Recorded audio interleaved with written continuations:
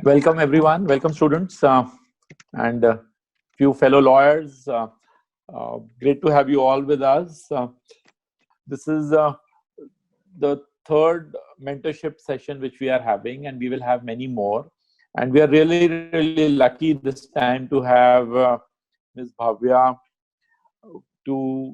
she's really a wonderful professional, Bhavya Misra. She will join us a little bit later on once our introduction and basic, there are a couple of things which I wanted to speak to all of you about. So she will join in about 20 minutes, 15, 20 minutes time. Meanwhile, we have some, and deliberately I wanted to spend some more time with all of you. So the idea is to, on the mentorship sessions, besides, yes, I'm happy to guide all of you based on my personal experiences, but the whole objective is that we get as many different people with different backgrounds to come and share their experiences, and they can also guide and mentor you in the long run. So this is why I was very instrumental, and we have to thank Urja, who's here with us as well, for helping us connect. Yeah, thank you so much, Urja. Thank you so much, sir, for the opportunity. No, it's great. Urja is also a fellow student like all of you, and there are many great volunteers you have. She has helped us connect with Ms. Bhavya Misra, and being the director HR of PepsiCo, one of the most well-respected multinational, one of the best places to work in the world, let me put it this way. And so what I'm trying to do is get the right people. Urja has helped us with that. Next, we have already, I've been partners with another very leading personality from law. She is now the general in-house counsel for Infosys. So our next mentorship session, we hope to have the general counsel of Infosys. These are large organizations. It's not that you are going to join them tomorrow, but they will tell you they will be definitely either they'll be very, very senior, but by the time you graduate, they will be, it's good to get one-on-one connect if possible, plus the fact that they will guide you correctly into what you need to do, what you don't need to do, how to plan and build your career. That is what this whole mentorship program is about. So because if somebody is already in 2 years into working, it's too late for them. Or somebody is already graduated, we can't do much. It's just too late. So ideally what we're trying to do is groom students, maybe in the first year, second year, third, fourth, or fifth year. At least you have time with you. You can implement whatever suggestions are, suggested by other leading professionals. Obviously, it's up to you to take their advice or not take their advice, but at least you have time with you to work on your career planning. Okay, so that is one of those things. And I will also say that I wanted to welcome Pushpit also. He's one of our best research scholars. He's a student actually in the first year, but his research reports are exceptionally great. Okay, so I just wanted to say thanks to him. He's helping us with preparing a lot of my backend report research. We have Subha also, who's always been helping in coordinating all activities. So the Society for Legal Reforms and Education is actually the backend is completely being managed by volunteers, and all of them, I did not know any of them from before. There have been no family connects, no references. It is who has volunteered, and I am always just ready to give opportunities to everyone, but then you have to deliver. Once you volunteer for something, you have to put in the extra hours. Hard work is required, creative thinking. So I will encourage all of you to also volunteer. There are various, besides mentorship programs, we have ambassadorship, campus ambassador program, which is currently open. Research, definitely, but many of you, it requires real expertise to write research reports, which are ready to be published, right? So the whole idea is that right now, if your research reports aren't very good, we can't publish them, obviously. But then I've seen many students to be very fixed in their views that I will only do this. What I feel is, that is what happens in the corporate world, and we will discuss it when Ms. Bhavya Misra has joined us, that we cannot be rigid in our professional careers. We do whatever best work we could have preferences, but finally it is not up to us to say, I will only do this or I will only do this. You will do what the organization requires at that point in time. Okay, because you may not get the full picture because you are probably at the entry level, even if it's a law society or a internship program. But somebody senior up will have an overall view of what is urgently required to be done. So I will suggest to all of you to be flexible. Yes, you may want to write research reports, but currently we have positions in some other field. So my suggestion is take whatever best is available, prove yourself, and once you prove yourself, you will be obviously be in demand. Okay, and whenever the right opportunities come in, you will automatically move into that slot. Okay, and also there is a lot of information which is going on. Obviously, we are looking at internships. There are paid internships, unpaid internships. So my suggestion always is that, and even when it comes to recruitment, if you have done good internships with law firms or with in-house counsel corporate teams, there is no reason why they should not hire you once they are going in for the, if your internships have been really good and they've really been happy, there is really no reason why they will not hire people. So the chicken and the egg situation is always there. You feel, I will work when I get paid for a good internship. Now, yes, if the companies are large and big and they have that paid internship program, definitely do that. But then they will also require you to physically be present in their offices, 9 to 5 or 9 to 9, long hours, physical presence mandatory.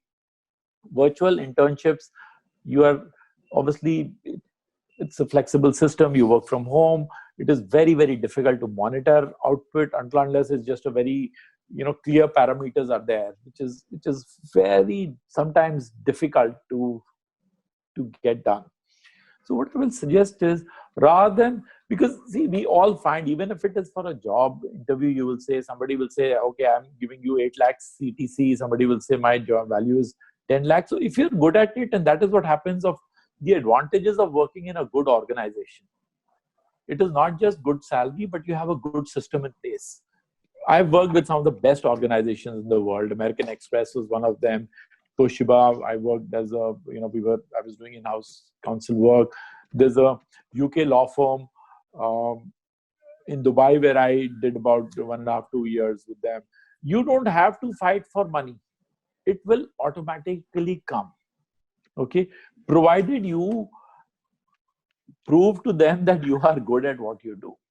But saying that first pay me, then I will show you what I will do, it could work for you. But most of the chances, it's just a suggestion from my side, that do not be rigid when it comes to money. Prove yourself. And if an organization will not value your worth, then definitely somebody else will, right? But initially, be flexible to what kind of work opportunities are there. Do not chase money. Anybody who chases money rarely gets it. The moment you stop chasing money, it will automatically come to you. Obviously, we need hard work. Obviously, we need you to be, putting in your best efforts. And life is not about an IQ test. If it was, it would be very easy. People with the highest IQ would make the most money. But actually, it does not happen like that at all. Right? So, a couple of general points which I'm saying, that please, we need more volunteers for the Law Society. We are coming up with really good scholarship programs for underprivileged students on an all India basis from Assam, Guwahati, Bihar. We are all blessed. I will say all of us, including all of you, are blessed. You're coming from good families. Parents are, that's what, doing well. They can educate you. We have money to eat. So many students are connecting with me. They're coming from rural backgrounds. They don't have nothing. Even education money is impossible. So we're trying to do something for them. So the fees we're charging, whatever programs, I know I've got feedback that some of the programs are expensive. They're expensive because we want to give back and use it for the society benefit. So please help us, volunteer your services. And I can confirm to you that these internships, whether with us or anywhere else, the amount of real learning which will happen and the amount of connections which you will make in the whole process will be amazing, and you will really find it extremely, extremely useful, right? Okay, I'm seeing some familiar faces. We have Yashvi Sangni. Hi, Yashvi, how are you? Ratuja has been there. She's always been helping us with a lot of work. Um, Shubha, Urja, Vaishnavi, Drishti, Rajat, Anil, Nimish. Can you all switch on your videos if possible? If you can't, it's a problem. That's I will understand. Sneha, welcome. Okay, so in this session also we will have about half an hour clear. Ms. Bhavya will have some inputs as to she will share with you. She may have a PPT also, and then we will keep a large amount of time for Q&A. What we are suggesting is that you can type out, because sometimes though, and anybody wants to test their mics, this is the time to test your mics. Okay, and anybody whose video is not on will definitely not get an opportunity to ask any questions.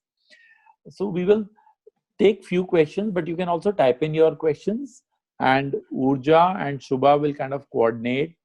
But we would want, but only thing is keep your questions pretty short and ask questions which you feel will be relevant to more or less everyone.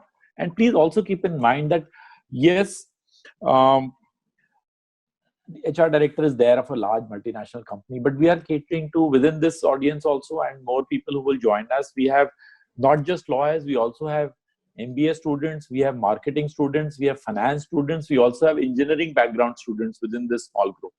Okay, engineering students are doing IPR projects, or they're doing, so we want, so it's kind of a little broad sense as to how you plan your career for professionals in good, and focus we will stick to the corporate sector, right? Large multinational. So you can look at it from your point of view that PepsiCo is just one big good company, right? But there is Hindustan Levers, there are so many other great multinational companies operating in India, right? So idea is to ultimately, if you have to work for someone, then why work for a Lalaji and a Tom, Dick and Harry company which has no systems, no great, they could pay you, but it will have no HR policies, will not give you training and development opportunities, will not have a career path for you. This is what good companies do. Okay, so if you want to join good companies, learn from somebody who's really right at the top to show you what all is required. Ask your specific question, but don't say, will you give me a job? I think that would not be the right question to ask at this stage. And also, it is not just for lawyers. So just keep it in mind that it could be for law, it could be for management, it could be for engineering. It's the same set of rules and regulations. And secondly, after this program, we also have a couple of, I would want more volunteers to join us if possible from for the campus ambassadors. Ideally, we are looking people who are not from NCR, who are coming in from small colleges, as different backgrounds as possible. And it's a very structured program. We are ideally wanting just one person from one college. So if you want to volunteer, and it's all on a voluntary basis. I don't know anybody in this group. So there is no favoritism. There is no nepotism. I don't know anybody from anywhere. Whoever volunteers, and actually after volunteering, as long as you keep your time and commitments with us as to whatever you can do, please continue. And I'm telling you, we're looking at it for the next 12 months time. We're not looking at 1 month, 2 months association for the law society. And obviously same people will get an opportunity with my law firm also as we go along. All right, so okay, anybody wants to ask any questions at this stage, because we have a couple of minutes before Ms. Bhavya Yeah, will we're join just us. waiting for Bhavya ma'am to join us. Right. I've called her. Sure, that's great. She will join in at 7, which is perfect. Meanwhile, anyone has any other questions, you can just raise your hand and we can open the mics. Just quick comments.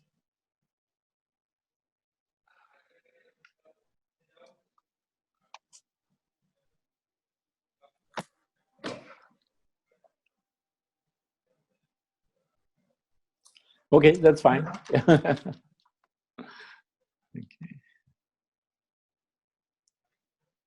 And what we will do is we will continue, all those who want to stay, because there are many more things which I wanted to discuss. We also have a couple of more programs which are coming in. We've done few webinars which have been free. There are few more which are coming in. One is for startup law. So, but these are like master classes. So startup law is for startup companies but it is also for lawyers who want to maybe set up. So we have more lawyers actually joining it, but students could also join in. It is more about if you want to serve startup clients, okay, develop a practice in future for clients who are in the startup industry. It's a huge opportunity for lawyers, even young lawyers, because most of the time startup entrepreneurs are really young people like you, okay, and you will connect with them very quickly, and it is not the advice which they want is not very difficult, and there could be smaller startup companies, and it's a good practice area.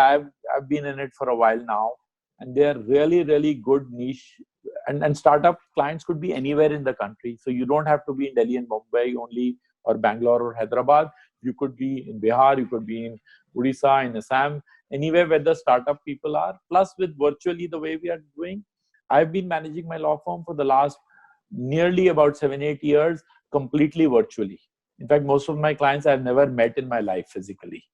So you can also build on it. Clients could be anywhere in the world, or they could be anywhere in India. So startups are really interesting opportunities.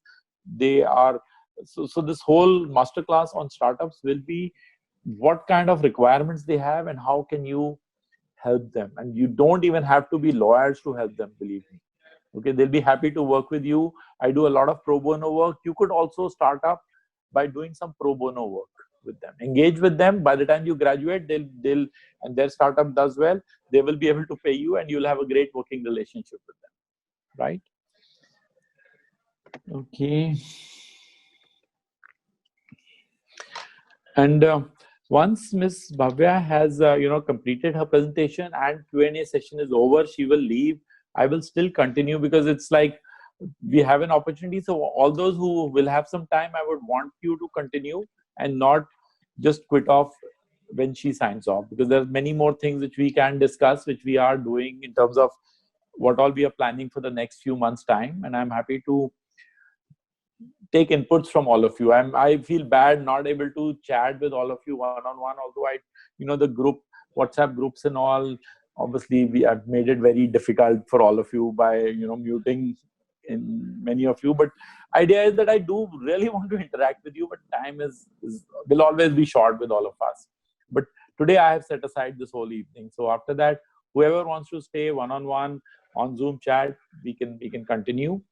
And earlier on, if you have any queries after this also, please, you could email to me or you could WhatsApp to me. But I obviously there are about nearly 1,000 students I have in my outer circle for mentorship. So one-on-one is little bit getting difficult. But when you have a genuine issue, please reach out to me. Okay, but it has to be a very specific query, and I will try my best to answer, whether it's on WhatsApp or on LinkedIn message or on my email, right? Okay, so career planning here, please seriously look at good, whether it's multinationals or Indian corporates. We're looking at, there are jobs, and also as lawyers, let me also tell you that these days, I have so many of my juniors who've joined, they started off from the corporate side, but they're working in consulting firms and doing things which completely different from what a lawyer does. But they have a great career path. They're working in EY, in Deloitte, and so many large multinationals. So be open. My second suggestion is be open and do not be rigid. I will only do criminal law. I will only write research reports. In the corporate and business world, we do not have the luxuries. You're really lucky. It'll be great if you can get a good company with good salary, with a good boss, with good colleagues, and you also in a good location where you want, and yet be able to do what you really want to do. Okay, all these variables: good salary you want, good company you want, good boss, good colleagues, the city in which you want. You're from Bombay and I say go to Guwahati, you don't want to go. So all these, and then you say no, but I like only, yes, you may prefer some work, but whatever comes our way, we should take it with a very positive mind. So being flexible to that level, I think I will encourage all of you to be flexible. In the corporate world, I've seen people being so flexible that they tell their boss, I don't mind. Even with children, with school, there are issues. They say, fine, today you are in, I will get another person in the mentorship series. It's a very, very close friend of mine. He's the CEO of Bacardi. Okay, worldwide, he is based out in Bermuda, which is a small country, half an hour's flight from New York, near North America. And in terms of work-life balance, Mr. Mahesh Madhavan, I'm coordinating with him, so hopefully within the next 2 weeks' time, I will try to bring him also on our program. Work-life balance, he doesn't work for more than 8 hours a day ever, but he's been flexible with his company. Every 2 years, his company would base him from Mumbai. They sent him to Singapore first, then he went to Thailand, then he went to Dubai, then he went to London. Now he's in Bermuda. So we have to be open to locations. We have to be open to departments. We don't have a choice over our bosses. So how to get along with people, be a team player, so important, such a critical part.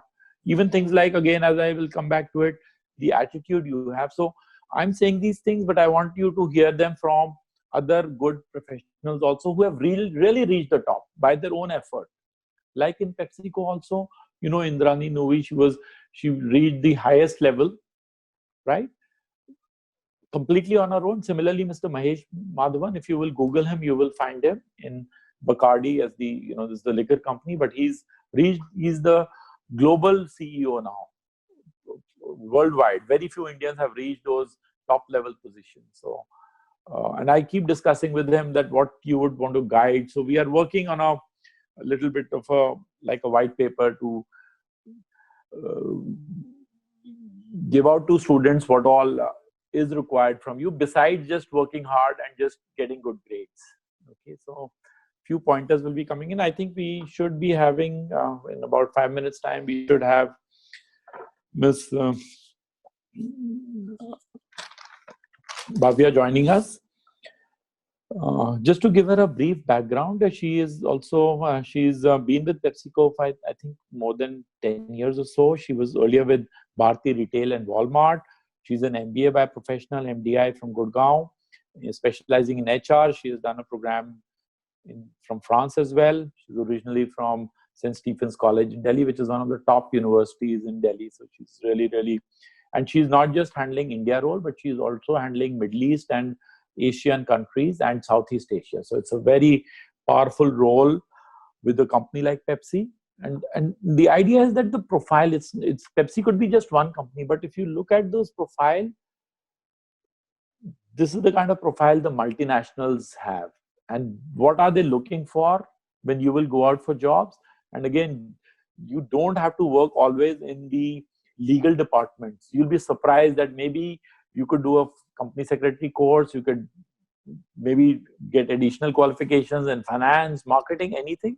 And as lawyers, it is a fundamental primary degree, but let us not close our minds. And obviously, all these companies, Infosys, PepsiCo, they have very large legal teams, of course. They are the best law firms will give their right hand, left hand for clients like these.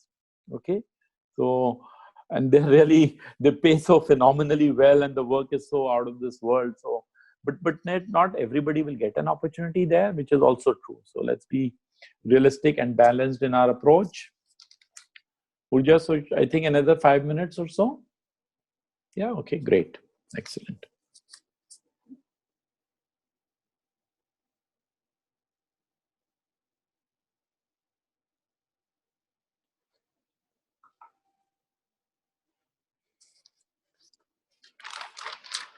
Next sessions we have, we can, yeah, Yashvi, you want to say something?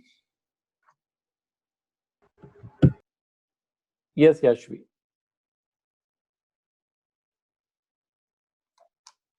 Can you switch on her mic, please? Yes, please. Is it like if we get a chance between a big law firm and a small firm, is it better to work for a big firm because they will have restrictions and standard formats, while in small law firms we have a scope for creativity as well? So which one will be better? Absolutely, it's a great question. We have some time, so I'm happy to chat about this. In fact, the choice is between big law firm, one of the best, the branded ones.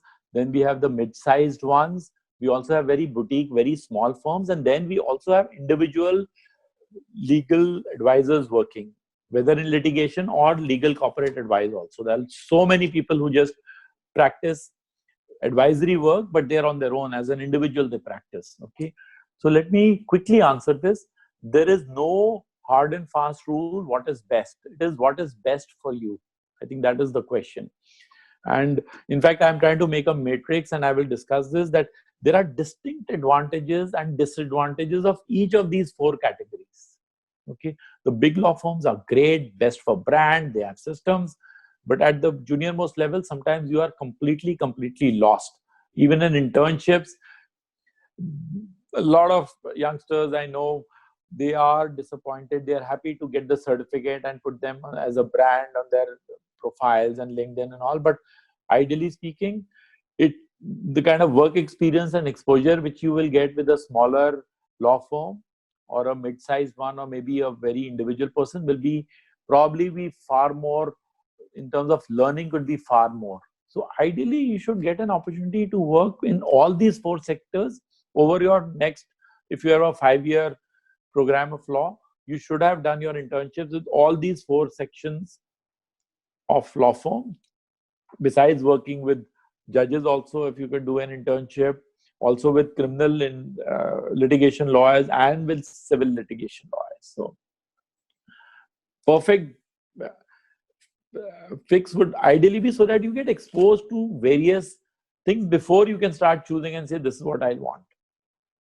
And don't go blindly by going in for corporate, because everybody talks about corporate law. You say, everybody wants to do that, so I will also do that. Then you need to have a very clear personality type to get into to corporate law. Okay, and it is not that it is good for everyone.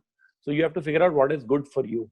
That is the key question. Okay, I hope I've answered this. Yeah, by nodding your head, I know that we don't need to switch on the mic. All my British colleagues in Dubai and UK, they all make fun of me because I also nod my head like this only. Okay. And we also have, I'll try to also bring, there's another gentleman called Peter Lazarus. He was my boss actually in Dubai, and he works for a British law firm. And we'll also try to get you insights as to how overseas Singapore and UK and UAE law firms, because they are hiring big time Indian lawyers. A lot of Indian lawyers are handling, and they've never even studied overseas. They just practice Indian law, and they are the Indian law desk in those countries. So besides good big Indian law firms who have offices overseas, foreign law firms have also realized that Indian talent is really good. So a lot of young lawyers are getting opportunity, and visas are easy to get, especially in Singapore, Dubai, even UK. It's fairly straightforward, and the cost advantages they have, and we are also, most of the young Indian lawyers are also happy to go there and take up an assignment. So we'll come to that a little later.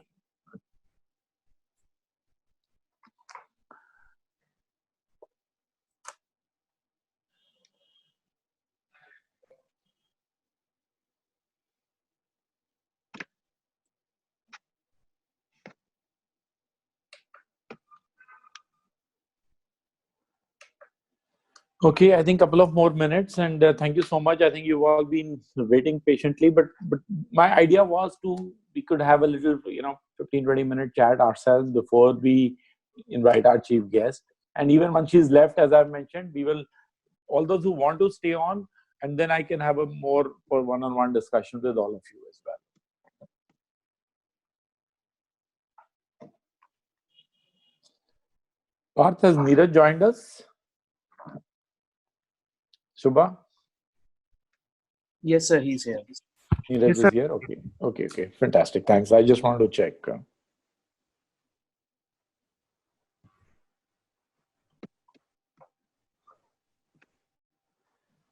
Okay.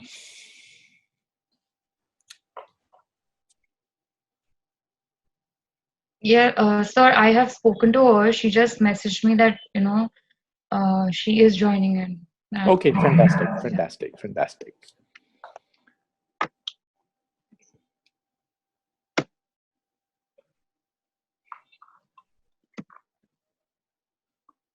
Yeah, she has joined us. Oh, fantastic. So if we can, Mm, yeah, she's here. yeah. Welcome, Ms. Bhavya Misra. So happy to have you live with us, and thank you so much for your time. In I know it's a very busy schedule which you have, and we really it's really great that you are able to find time for the webinar. So we have close to about 50 students already, and we did not open it up to everyone. Otherwise, there could have been like we would not have been able to manage 400-500 students, but we will record the session and we'll make it available to them also. Right? Is your mic on? Can you? Yes, my mic is on. Can you hear me? Fine. Yes, loud and clear. Really nice. Thank you. Thanks. Okay, that's great. So Right. thank you so much, Deepak and Urja, for organizing this and calling me on board. So would you want me to start, or were you Yeah, doing sure. Because something we have been which you doing wanted some to interaction internally for the last 15-20 minutes time. So very quick round Okay. of introduction. I would brief background of yours. You are obviously a great professional. You are a director at PepsiCo for Middle East and South Asia, as I believe. And I think you've put in about close to about 10, 12 years with PepsiCo. And earlier, before this, you, I think, had worked at Bharti Retail, Walmart, and you are an MBA from MDI, and obviously also from one of the best colleges in India, St. Stephen's College, which is really one of the best institutions. And if you would like to add something more, please, a little bit more introduction from your side would be great.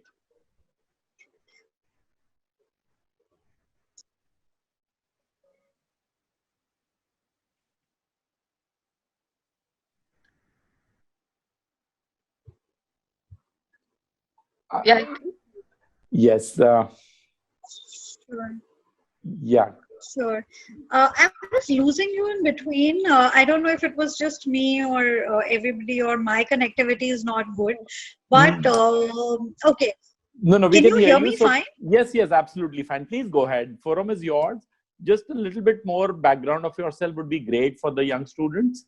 And we have people from law, we have from management. Mainly, it is people. Students are from the legal background, but we have a lot of students from the management side as well, and from law, and from engineering side as well. So a brief introduction, and then you can, share your thoughts. And whenever you're ready, you have a PPT presentation as well, I believe. So, and Urja and Parth are coordinating at the back end, so you can just reach out to them directly if you like. Sure.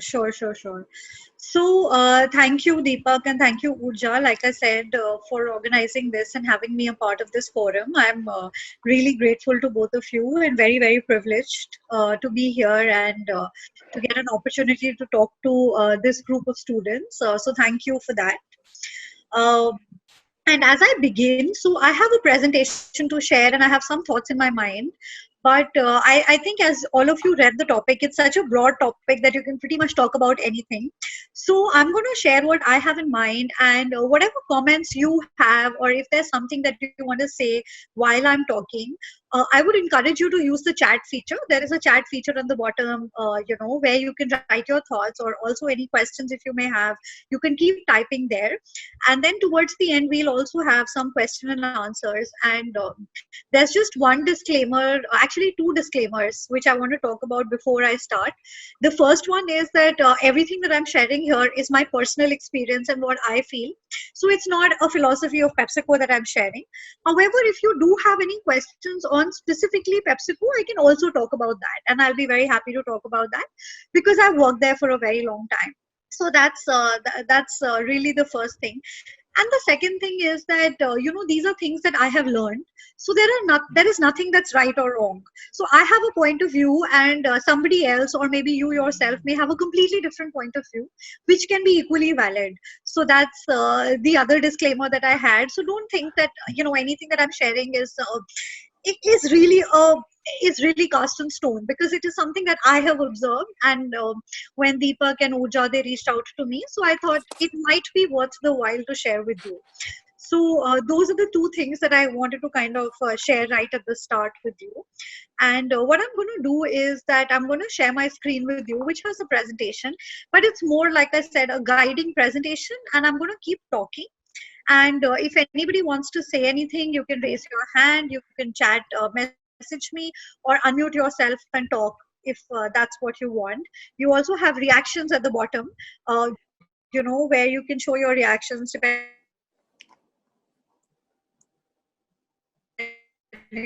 on what you want. Without any further ado, I'll start with my presentation, and I'm going to share my screen. If you can see my screen, just one of you can tell me that you can see it.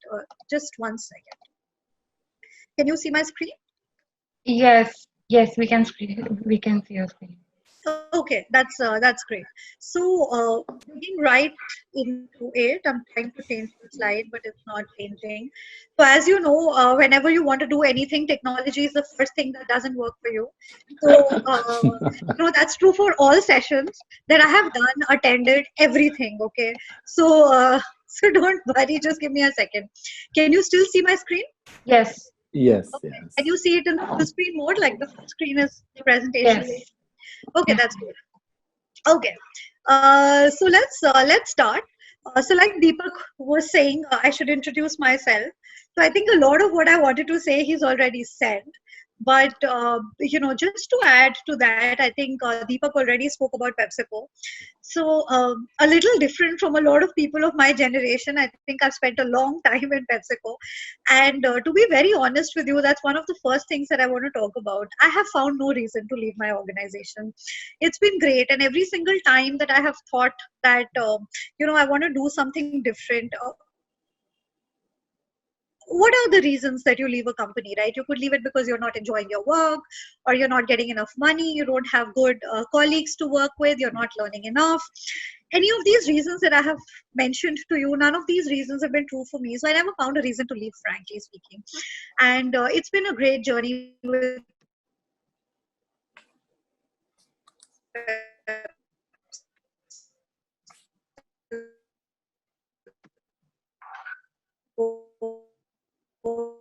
pretty long one, actually.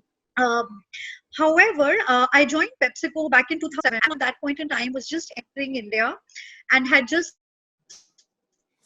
tied up with Walmart. And I did an internship with them for 2 months.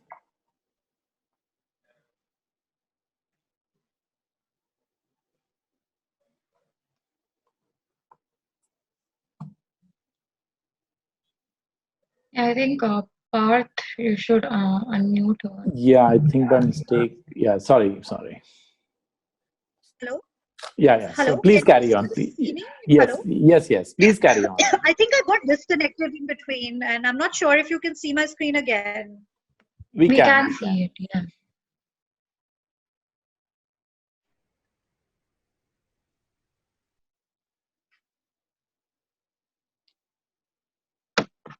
Second, I think there's something wrong with. Uh, okay. Is this fine? Okay. Yeah, this is fine. Please carry on. Okay. So, like I was saying, I did an MBA in HR from MDI Gurgaon. Prior to that, I had done physics honors from St. Stephen's College in Delhi. And before that, I was in Lucknow, where I did my, schooling from Loreto. So that's pretty much my resume in front of you.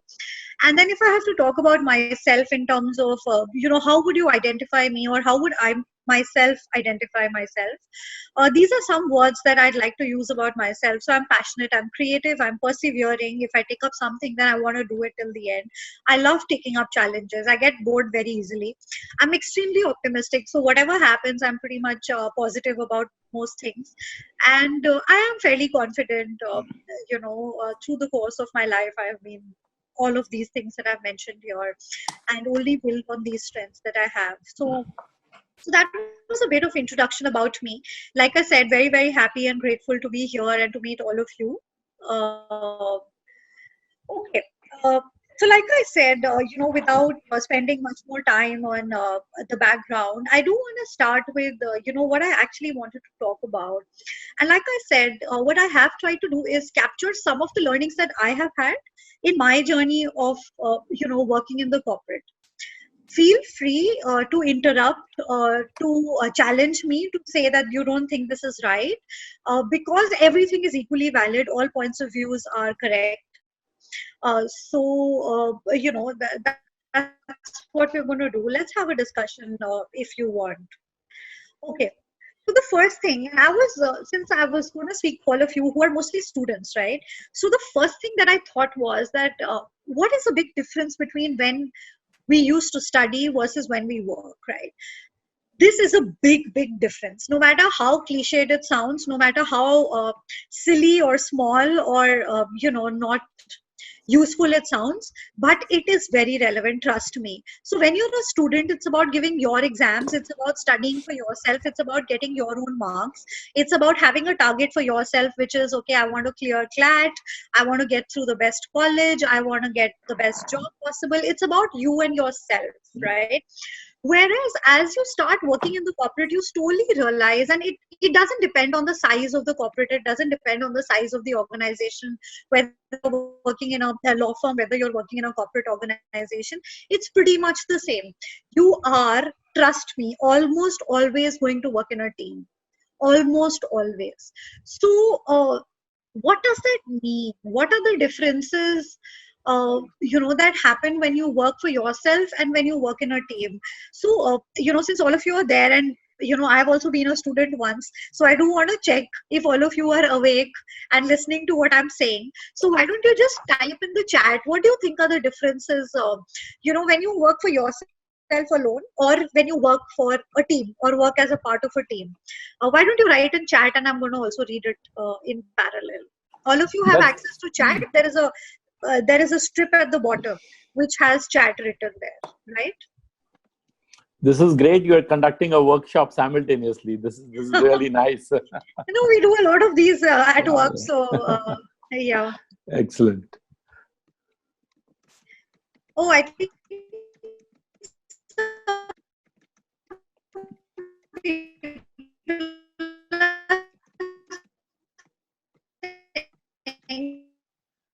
that there is an issue with the, I think that was a little aware. Because as an individual, you can decide when you want to work, when do you want to study. Maybe you're a night riser, you want to study at night. Maybe somebody wants to get up in the morning and study. Maybe you want to learn at the last minute versus studying the whole year round. Whereas when you work in a team, you've got to remember that there are other people who are a part of the team and who will contribute in different ways, right?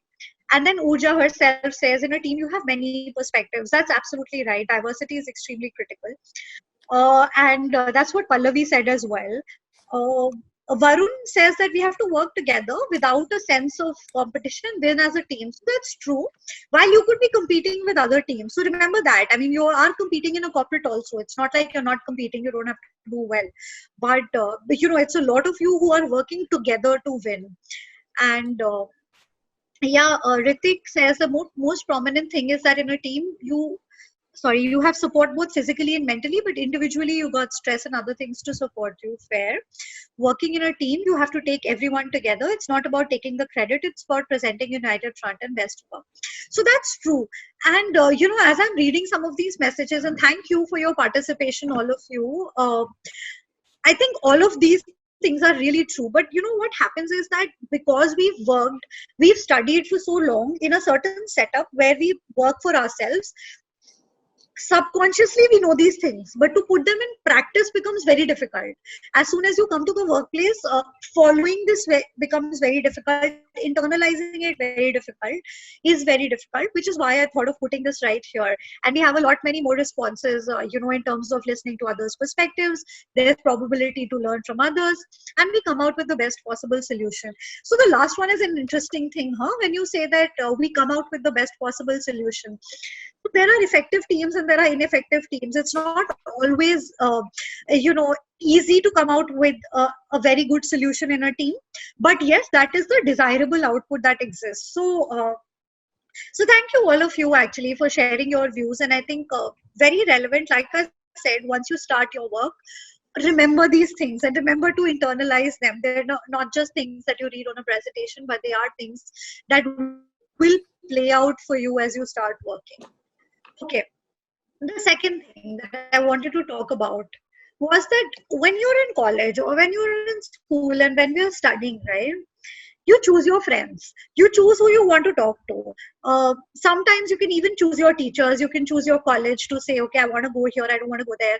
I want to talk to this set of people. I don't want to talk to another set of people. And we all have that, right? Through our school, through our college times.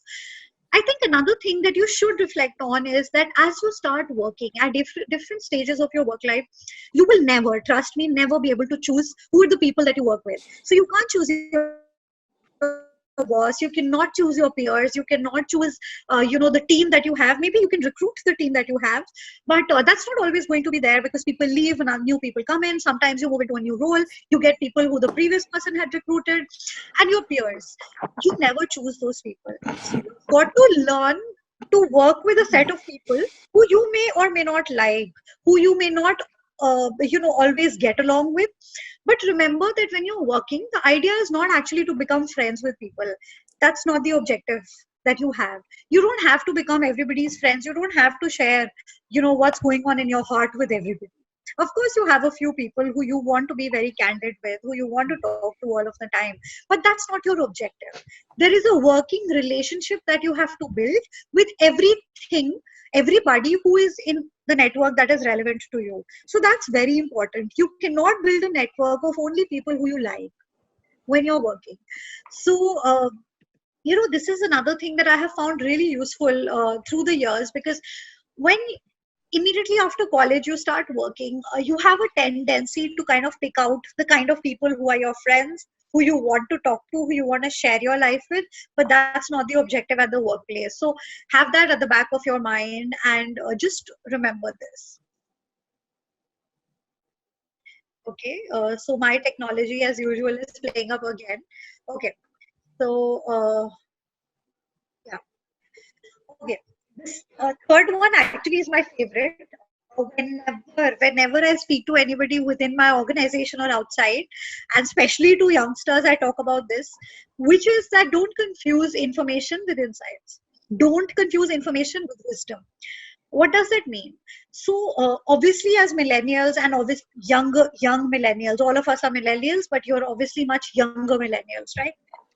You have access to everything. So if you type a word, type just word, WORD on internet, and you will find like infinite number of resources that you can go through, right? Now, sometimes, when we enter the workplace, we feel that because we have all of this information and because we can get all kinds of data that we can get, right? You have these data sources, you have all kinds of things available to you. You feel that you know everything and that you have all of the insights. All I want to tell you is that you have information. Okay, there is value for wisdom, there is value for experience. You will meet people at the workplace who may not know or who may not have access to all the information that you have. Doesn't necessarily mean that you know much more than they know. Information is not equal to knowledge, is not equal to wisdom. Remember that. There is value in experience. There is value in also looking at data more critically and seeing that, okay, if I have all of this data, how do I actually interpret that data? What does this data actually mean for me? What is the value of having this data? So it's not about actually having read 20 articles and knowing that, okay, this is written in the article.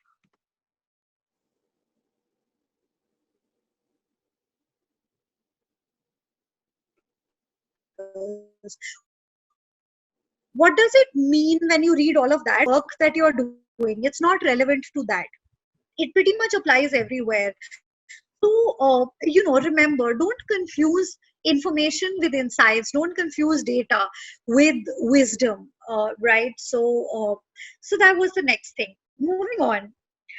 So, all of us and myself included, when you pass out of a business school or a very good law college or, any other institute, which is great, you have a lot of self-confidence, right? Because you studied from the best people, your peers have been the smartest people in the country, probably in the world if you studied abroad. And, you really think that you know a lot. And I think, like I said, myself included, when you're in college, you have this feeling that as soon as you're going to step out, you're going to change the world. You are the next big thing that's going to happen to the field, right? So if you're a lawyer, you're pretty much going to be the biggest lawyer in the country. If I was in HR, then I'm going to change the field of thinking within HR. And that's the kind of emotion that we carry when we are in college.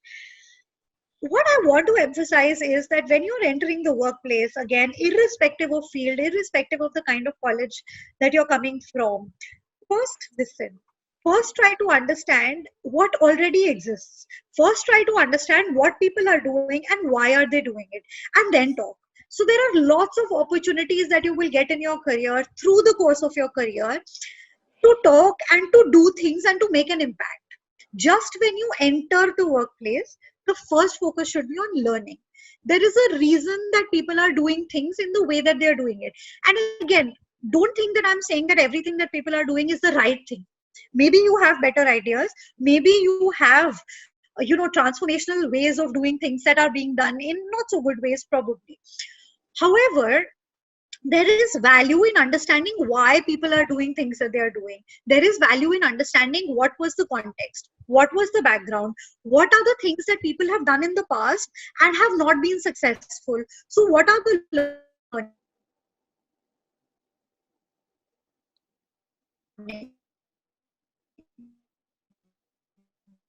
so that's why what I do want to say is that first you have to listen, understand whole career you will have lots of opportunities to make impact. Focus on learning in the first phase of your career. That's my submission to all of you. The next one. So when you start working in organizations, the other observation that I had is that many people, and organizational philosophies included, we focus a lot on building our areas of development. Every conversation you have with your manager, the person you work with your peers, and sometimes the conversations that you have with people who report to you. They always talk about things that you can be better at. And sometimes, being Indian parents, I think our parents are also like that. They'll always talk to you about things that you can do better. Okay, you've got, very good marks in this. Okay, this is very good. But why don't you do better in this? There's always a constant focus on, what can you do better in your life in terms of your leadership skills, in terms of, functional skills, competencies, everything. But as I have grown in my career, and I also, being in HR, I have observed a lot of careers growing in front of me. One of my observations has been that you grow actually because of your strengths. People pick you versus somebody else because of your strengths. So you should always value what you are very good at and build it. Build it into something that you are better at than anybody else. So as you grow in your career, and see, right at the beginning of the career, you will not know what are these aspects of yourself that you're very good at. But as you grow, you will slowly start understanding what are things that come to you naturally versus somebody else who has to work much harder at those things. Don't undervalue those things. Those are your strengths. And once you work on your strengths, those will be the things that will make you stand apart. So a person will pick you or say that you're very, very good, or whenever they're in trouble, they will reach out to you for your strengths. So, there is no emphasizing this more. You must firstly identify your strengths and then work on those consistently, because they are the ones which will set you apart.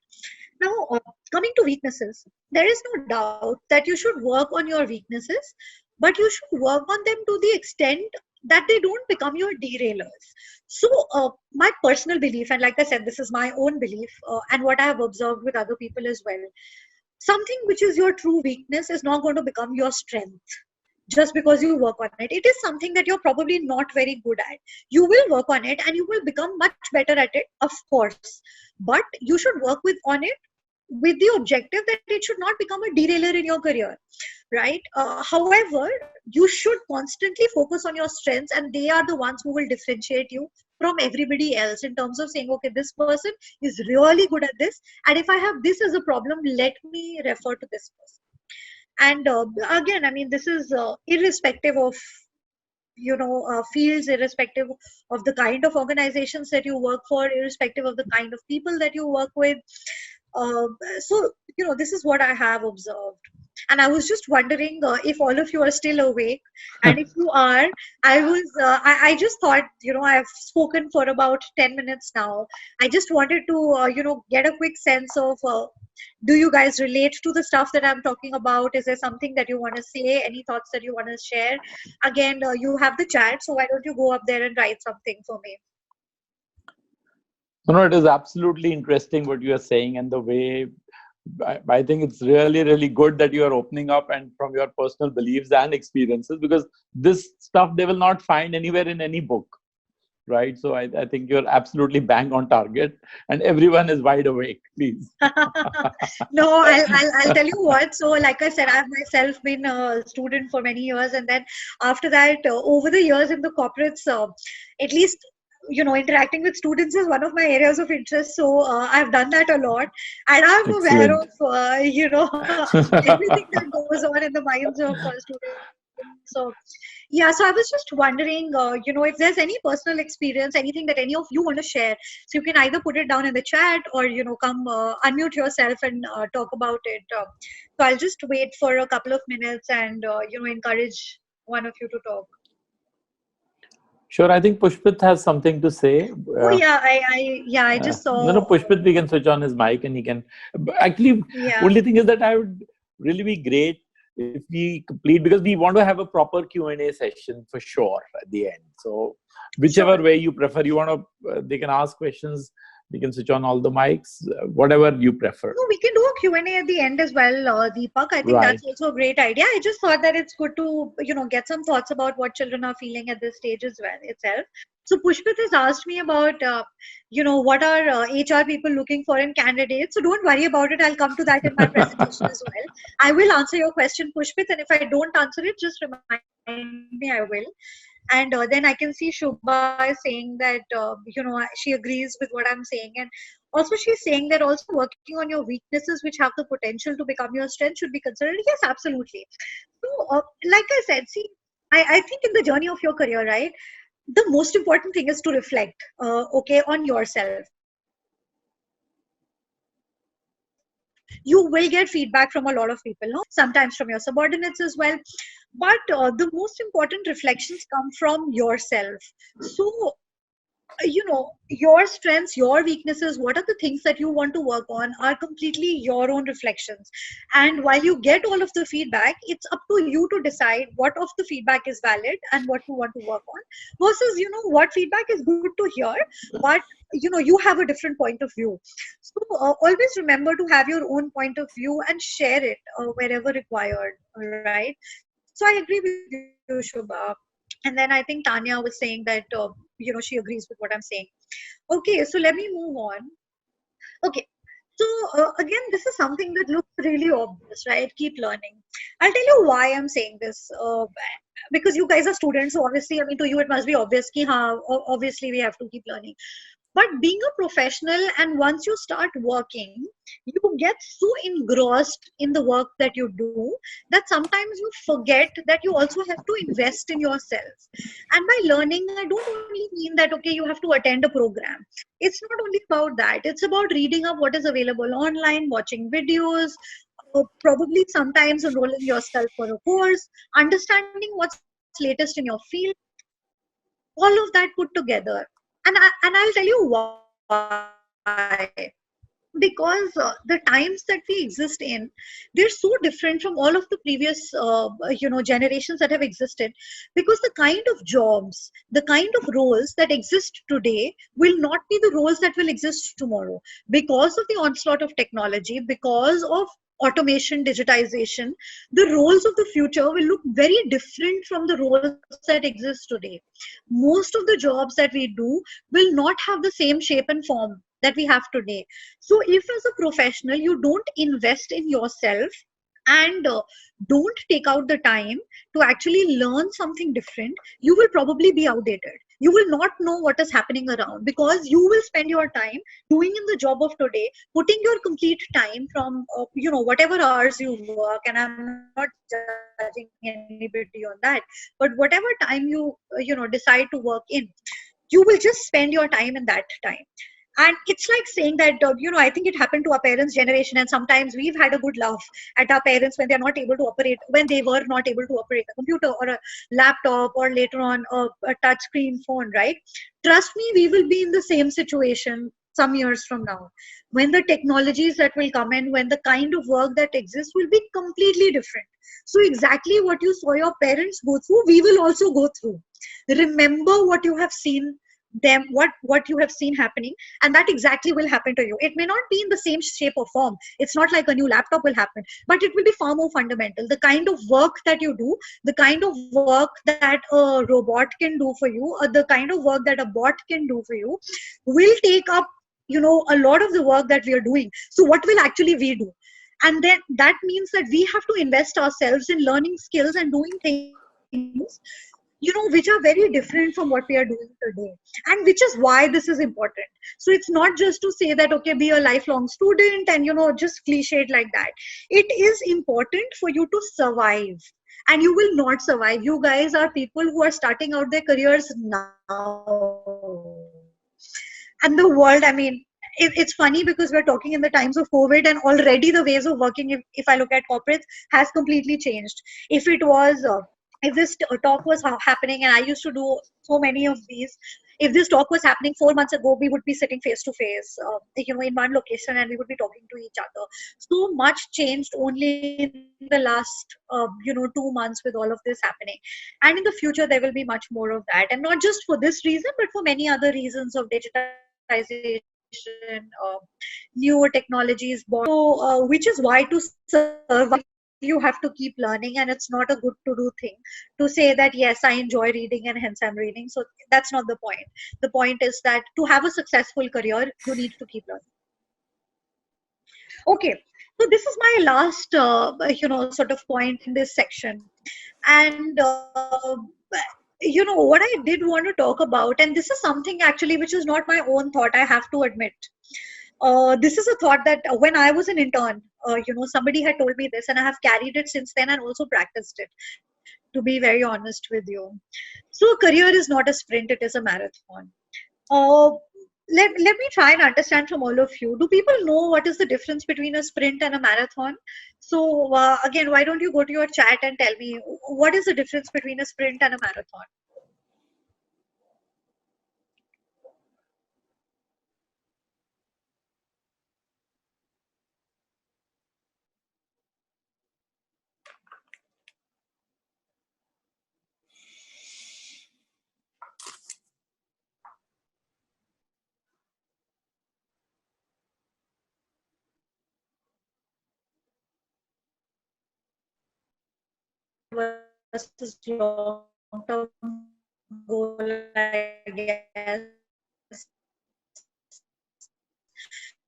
Pushpit is saying sprint is short term, marathon is long. So all of these assumptions are correct.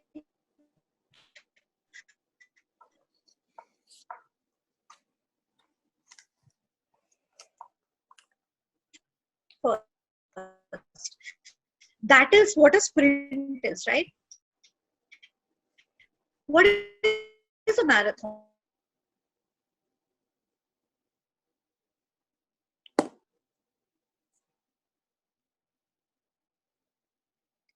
Yes, ma'am got disconnected, I guess. Yeah, okay, doesn't matter. I think internet problems we all have had, and I'm sure she will call, get back. Hi Urja, guys, I'm back. I think I got okay, this.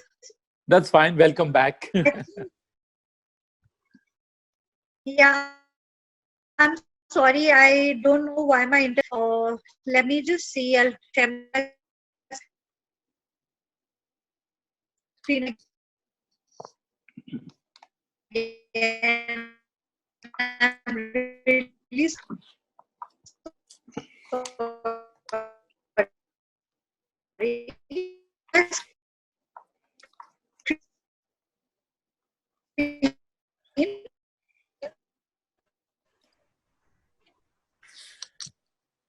I think the internet speed in is completely out of control for anyone.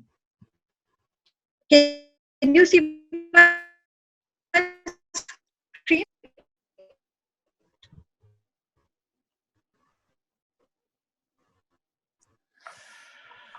Yeah, can you all Maybe hear she me? can turn off her video feed. Maybe it can Okay. help. Okay, so just on audio? Yeah. Yeah, okay. What I will do is, Urja, would you want to text Ms. Bhavya that maybe she can switch off the video and she can just be on audio? Urja, are you there? Okay, let me just try to call her. She won't be able to share the PPT then. That's okay. Doesn't matter. I think PPT, I think, is pretty much over. Let me just try to see.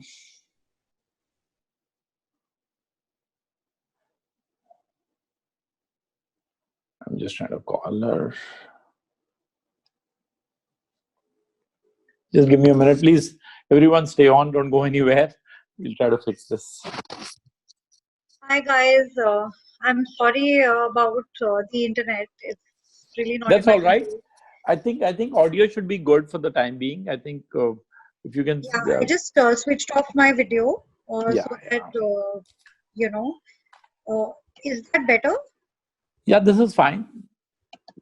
If you want, you can WhatsApp your presentation and we'll show it separately, and you can just speak. We could do that as well. Okay.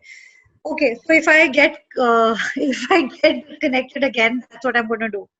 Okay, Okay. and no problems. We're all there, so nobody's going anywhere. Everyone is enjoying this, and we will. In case you get disconnected, just join back. Sure. Thank you and sorry for the technology glitch, like I said. Okay.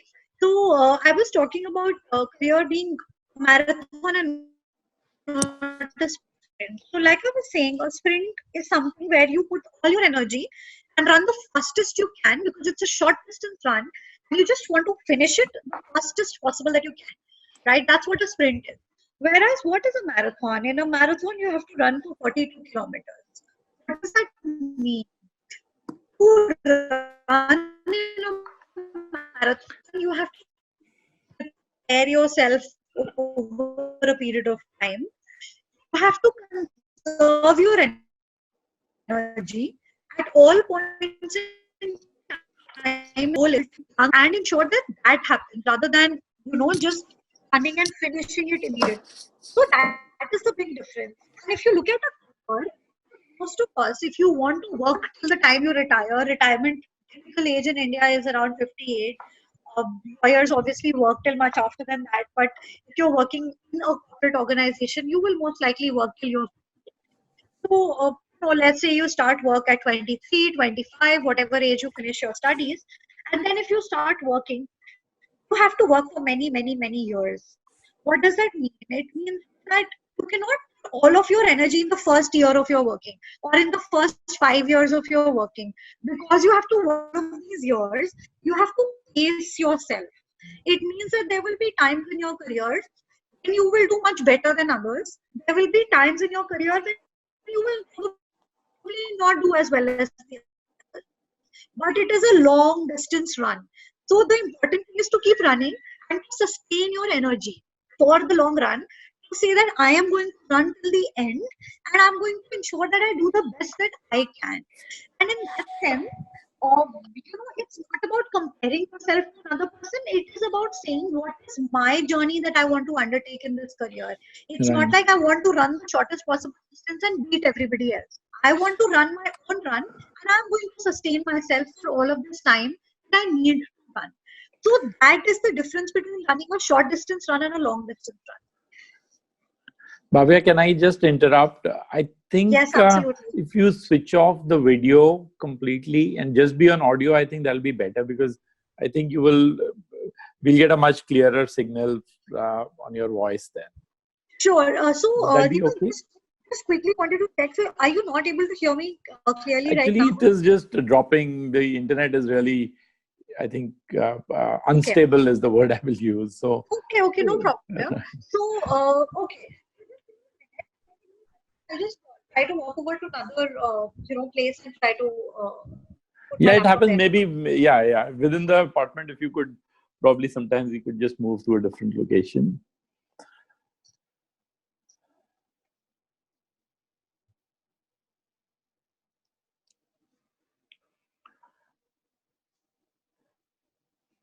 These are the challenges of technology. It's beyond control. Uh, Obviously, it's right now we are completely dependent on our internet provider for whatever activities during lockdown we can do. So, yeah, Urja, are you trying to say something? Yeah, sorry, I'm just back. I just wanted to check if this is better. Yeah, this is much better, much better. Okay. So, Deepak, I just wanted to check what was the part that you heard? I'm not sure of that. No, we heard most of it. It's just that little bit, we were, because then the volume goes up and down a little bit, but it's fine. We just carry on from here. I think this much has been clear. We can continue from here onwards. Okay. Okay, that's great. So, I just can you still see my screen? Because Yes, the screen is there. okay. Okay, so just to summarize the things that I've spoken about, and obviously, my bad because technology has not been that great. But we can just quickly summarize what I've gone through. The first thing that I spoke about was almost always you have to work in a team, which is very different from how you work at colleges. So that's a big difference. The second one is that you don't really choose colleagues that you work with. So you've got to work with the team that you have, not a team that you choose always.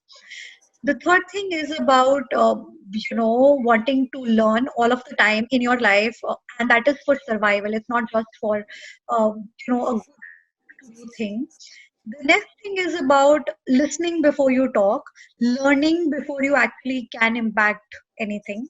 The next I spoke about was working on your own strengths and not undermining those strengths at all. And then, of course, the fact that your career is actually a marathon and not a sprint. So these were the highlights of what I spoke about in my first section. The next thing that I wanted to talk about was that what do we look for, from a corporate standpoint? And again, I cannot actually speak for law firms because that's not my area of expertise. My area of expertise is corporates. But feel free to ask me any questions after this. And I know earlier there was a question around this. And there's just one slide I have on this. And the first and the most important thing that we look for is attitude.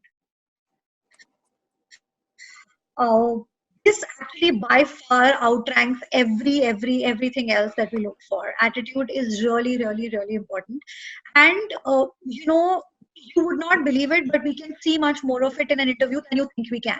So whether it's an interview, whether it is actually a face-to-face interview, whether you're talking to a person on Zoom, a lot more is actually given away than you think it is.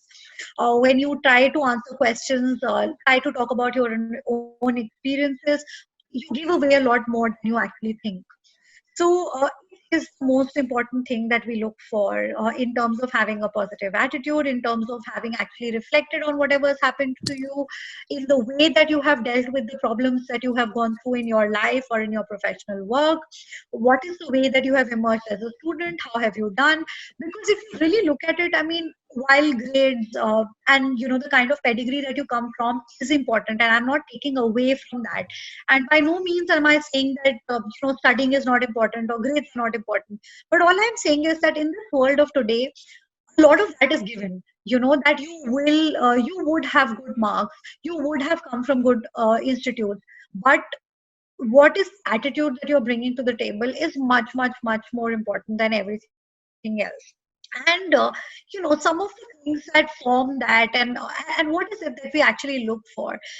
Like I said, one of the most important things is having a learning mindset, because a lot of what you learn while you're in college, you're not going to use that directly at the workplace. You're going to use a derivative of that. You will use an applied version of that, but not exactly what you learned in the college. And the second is, like I mentioned earlier, a lot of what you know is changing or will change by the time you actually start working. So, are you able to quickly adapt yourself to situations? Are you quickly able to learn and do better, make better of the situations? That is much more important than actually knowing only what you have done in the past. Of course, what you've done in the past is a given. You've passed exams, you've got marks. That is understood. But what is your learning agility like? That is really critical. The second thing is looking at the cultural fit. And I'll tell you why this is important. You yourself, and you will learn it as you experience life and as you experience working life. You may not fit in every organization. You yourself may feel that, okay, I'm going to work, but I don't like to go to work.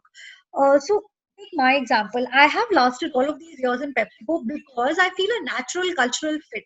The way I like to behave, my natural strengths, etc., fit in very well with the work culture.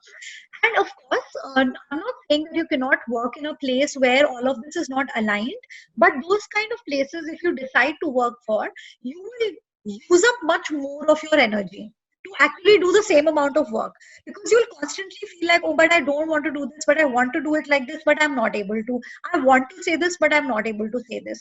If your own values and what you believe in is aligned to the organization that you're working will be far more natural, both for yourself as well as the organization, than if you work in a place which doesn't feel like a natural fit. And which is why cultural fit is a very critical aspect of working for a place. The next one is integrity. And you saw in my resume, I've pretty much grown up within PepsiCo. Integrity and our values are extremely, extremely critical for us. And I think in today's day and age, for most organizations. So, how honest you are and how much you believe in the values of the organization, that's a really critical factor as well. The next one, and again, I've alluded to it in my earlier talk as well, is having a point of view. So, generally, you get in freshers, you get in people who are young, get their point of view, to understand what's happening in the world today. How do you feel? What are you thinking about?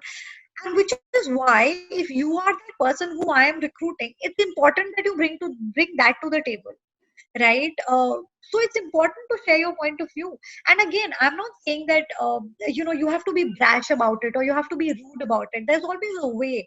Even if your point of view is contrarian, even if your point of view is completely contradictory to what is being said, there is a way to present it. But it's always important to share your own point of view, because that is what brings in your uniqueness to the organization. Otherwise, if you just say what everybody else is saying, then what's different about you than everybody else? So that's why having a point of view and sharing that, uh, of course, like I said, there is always a way to share that point of view, is very important. And the last one, and I cannot emphasize more on this point, energy is very important. What do I mean by energy? What I mean by energy, see, it's not just about a person who's bubbling all of the time and who's talking louder than others. That's not what energy is. Energy means that if you get something that you have to work on, how do you turn it around? What is the kind of body language do you have? Do you want to, or are you seen as a person who wants to take up things, wants to complete them, has an eagerness to do things? That is what energy is. What is your passion quotient like? Do you really speak with your heart? Do you want to willingly contribute? Do you bring in that energy to the workplace? And I think that is really, really critical also. So these are some of the things that I feel are very critical when you are being recruited. Like I said, I have not referred to technical skills, because in today's day and time, technical skills are a given. You will of course be assessed for that. It's not like, it's okay if you're not good technically. But apart from that, if any of these things are something that you're not performing on, it's difficult for you to get through an interview. So these things are equally important, if not more. Of course, your technical skills are important as well. So from my side, this is what I had to share. And I think we can move on to question and answers. And so Uja or Deepak, are you going to facilitate the questions? How do you want to do it? Sites. I've seen so many presentations in my life in my last what 28 years of being in the corporate and this kind of sector. But what you've shown, this is really interesting. I'm sure the students appreciate it as well. And definitely we'll come up with some Q&As, and I will also come up with a simple question. Uh, Obviously, attitude is important, we understand. So so how can students at this stage, when they haven't started working and they have time on their hands, so can you share how they could improve, if possible, their attitude towards work, towards life?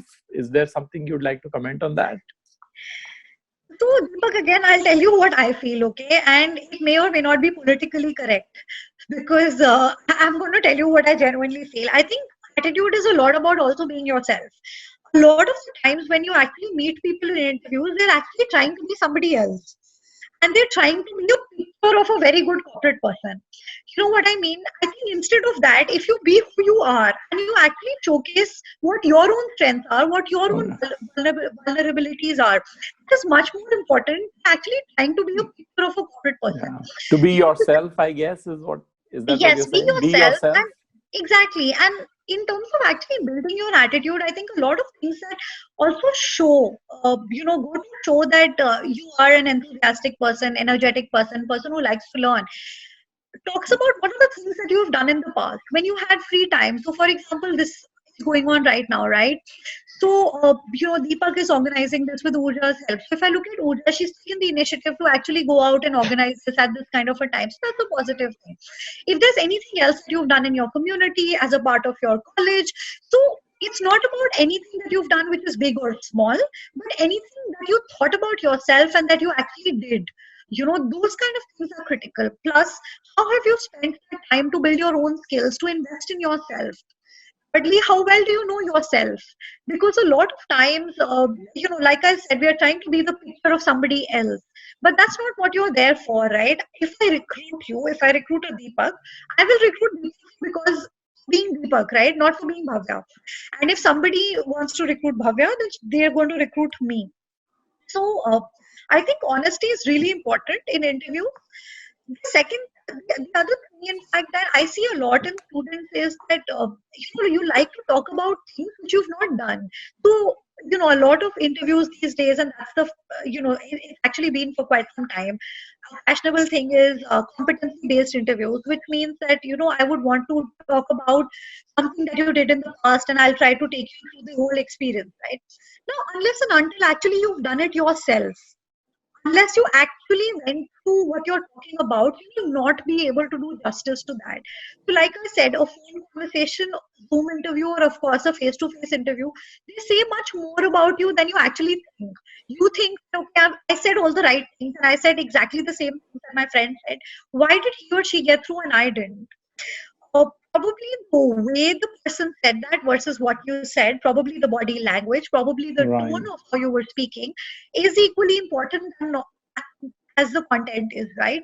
So it's not just about technical skills, it is about how you come across and not just about what you say. Sure. Thank you so much. So we'll open the forum for questions. But I hope I answered your question, though. Yes, you did. You did. Because Okay. I'm also looking at it from students' point of view. Obviously, in my times, it was really crazy. It is still getting much worse in terms of how many positions there are and how many applicants are there, and everybody's resume on paper looks very good, and it's the interview which is a half an hour process. What we do is we do a lot of internships these days, not just for management students, even for lawyers. So internships gives you a good 1 month. It's like a 1 month or a 2 month kind of a way to get to know the other person. But what we'll do is we will open up a short question. I think we can start off with Urja, Pushpit, and then most of them can have. Please just introduce yourself very briefly. Ask a quick short question. And I know we've already imposed so much of your time, Bhavya, but we can as many questions as you can take will be really be wonderful. Sure. Okay. Okay. So hello, Bhavya ma'am. Very good evening. Thank you so much for the session. It was so informative and it is really refreshing because, to be honest, even when we apply for so many jobs and so many internships, most of the times we don't get a response. I mean, a lot of times we don't feel bad because we did not get selected, but we want to know why we did not get selected because that sort of helps us, build on it better. So, I mean, thank you for showing that perspective. And ma'am, a quick question I have is, if we have like, two, three I think it's a question that, Yashvi also had. So it's a very similar question. We have like two, three varied interests. So, what would you say, like, if I'm going into an interview, what interest should I show or what interest should I prioritize, showing to the interviewer? Um, See, again, it depends on what is it that you're interviewing for, right? It's a specific thing. So if it is completely contrarian to what you're interviewing for, right? And again, it's not about interest. I think it's also about what is it that you want to pursue, because most interviewers would like to feel assured that whatever you are applying for, you're serious about that. See, ultimately, if I recruit somebody in my team, I would want that person to actually want to do this work, right? Or not want to do something else, but you're just generally applying, right? So people want people who are serious about this. So I would suggest that, if it is something that aligns to what you're interviewing for, you should say that. And of course, you should also be honest and talk about all the other areas that you're interested in. If I have to talk about PepsiCo, for an example, it's not like if you join in a particular function. So if I am a part of HR, actually, so in my case, HR is an area of interest for me. But in the past, as I have grown through various roles, at least 3 times I've got an opportunity to move into sales or marketing. But that's not my area of interest. So what I'm trying to say hence is that there are organizations who are open to giving you other opportunities apart from the opportunity that you're applying for. But I think even before that, right, if you're joining in law, if you're joining in HR, if you're joining in finance or any other field, right, first you have to prove your worth there in that organization. You cannot say that, okay, generally I'm just joining for this, but my area of interest is something else. That doesn't help. I think what people want is that, okay, if I'm really serious about HR, but maybe I'm also very good at finance. So why can I not shift? And more organizations are, helping employees have cross-functional paths as well. So, I mean, coming back to your question in the interview, I think it's important for you to show that you're interested and serious in whatever you're applying for in terms of your interest. But if you have any other interests, feel free to share those as well, because it also shows that you're a well-rounded personality. Thank you so much, ma'am. Does Really, that help? thank you. Yes, ma'am. That definitely helps a lot. Thank you. Okay. Pushpit, you have any question? And then Subha quickly, and then everyone else can just raise your hands and we'll open the mics. Yeah, Pushpit. Ma'am, I'm Pushpit Singh. I want to really thank you for this session because I, as a first year law student, I really needed guidance as to how to go ahead with my career.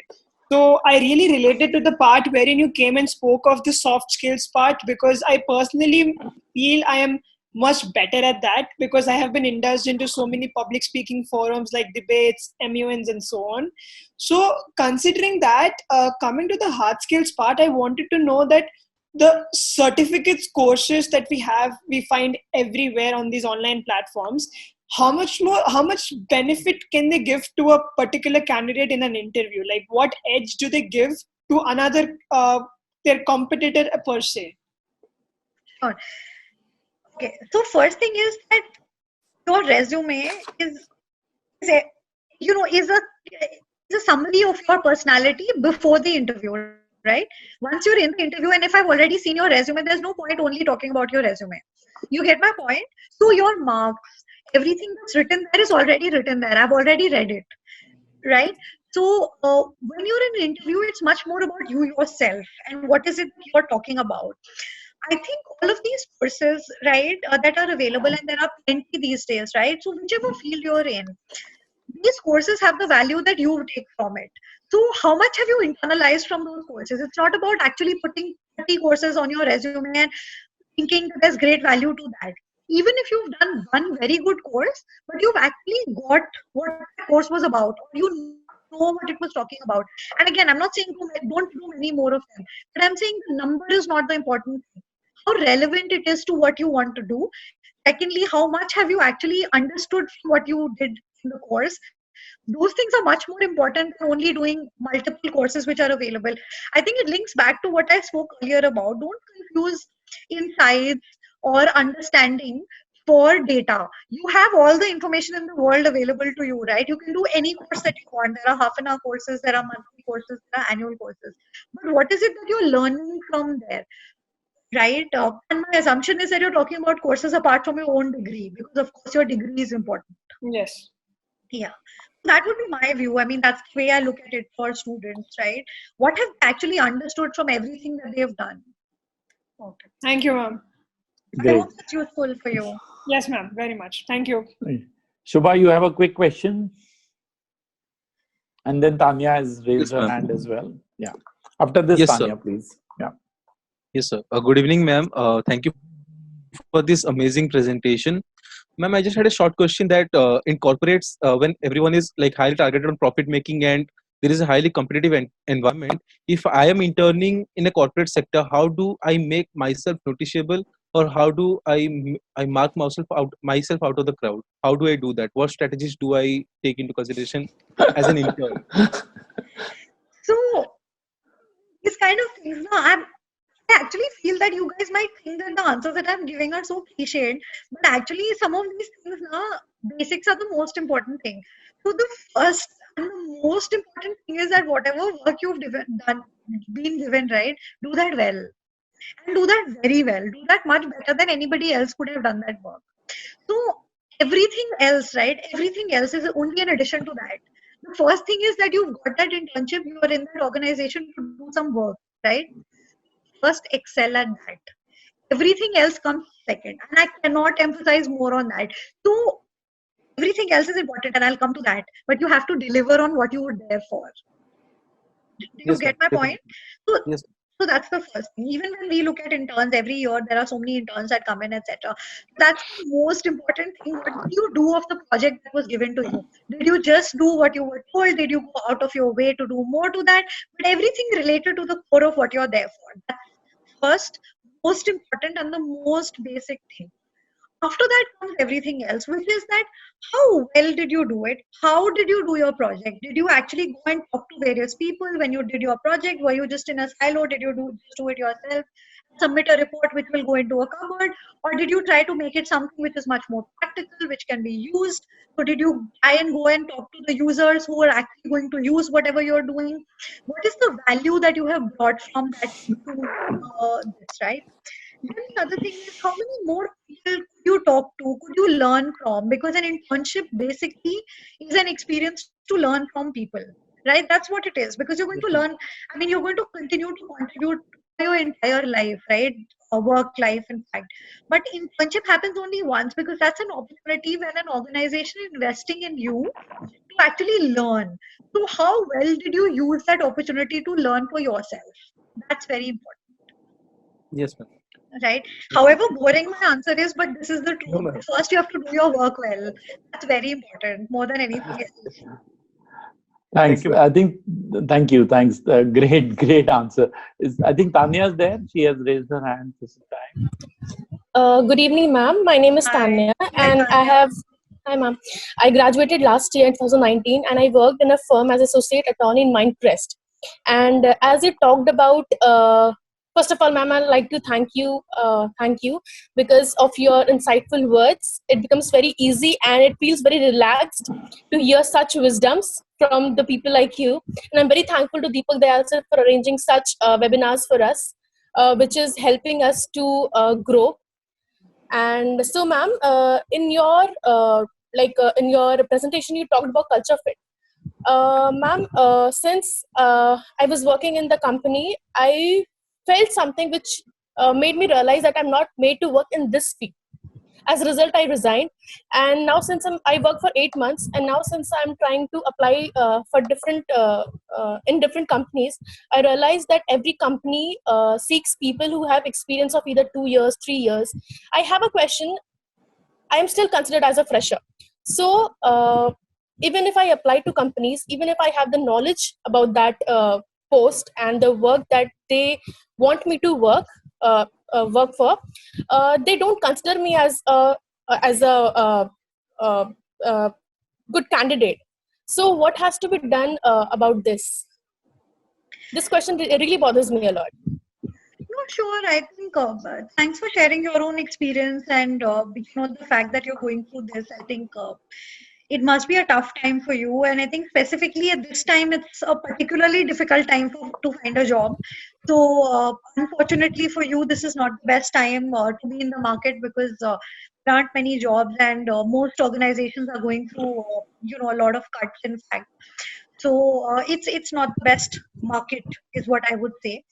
But specifically on your question, see, it's not about the number of years. So, like you said, most companies look for 2 or 3 years. It's about when you worked. So, you work for 8 months.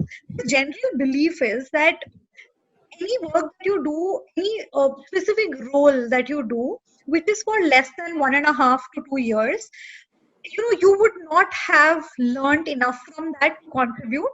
Typically, the way we look at it within PepsiCo, as well as actually many other organizations, I'll tell you, is that when you move to a new role, so when you just start a role in an organization, right, you spend the first 6 months pretty much just learning. You're actually not being able to contribute because you're trying to understand the context, what is happening, what can I do, who are the people, what are the key things. It takes that much time for a person to Absolutely. understand what can you do. Okay, then comes the time when the next 1 year or so, when you actually start contributing to that role and giving back to that role in terms of saying that, okay, this is what needs to be done.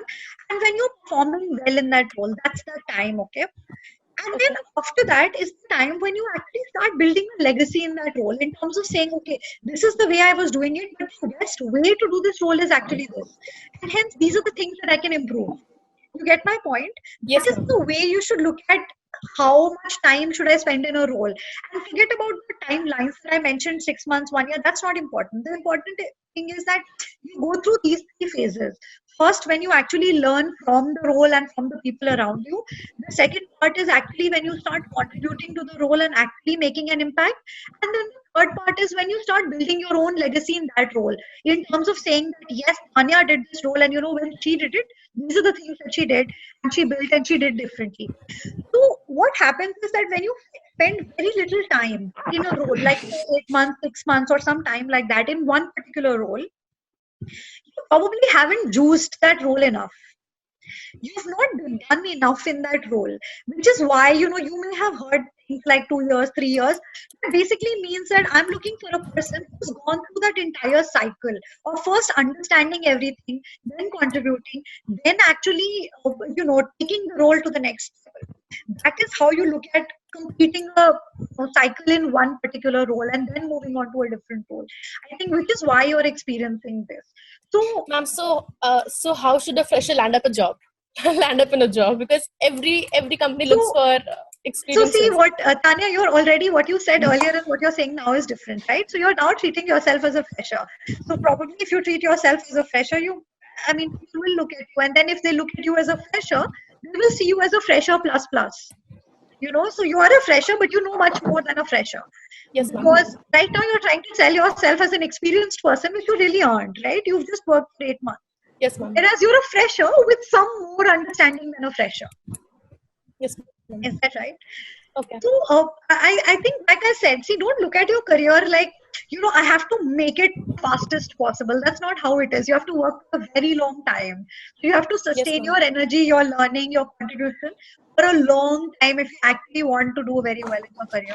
So don't worry about what's happening in 3 months, 4 months, 6 months, 8 months.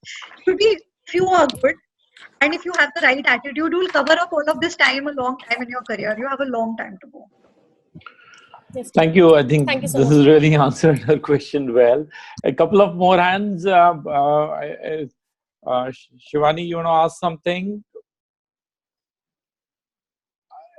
I saw a couple of more hands going up. Yashvi. Yashvi, Shangvi. Yashvi? Yeah. Yes, sir. Good evening, ma'am. My name is Yashvi Sanghani. I'm from United World School of Law.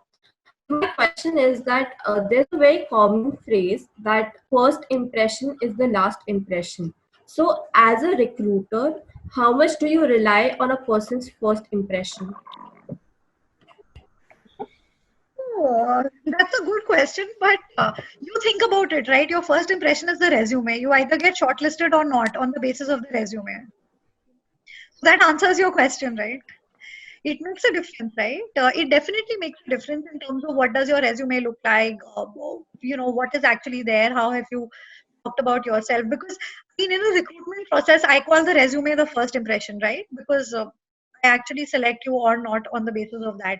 After that, when you're in an interview, it's not like I'm going to immediately reject you by the way you look, or the way you said hello or something like that. I think all that is not relevant.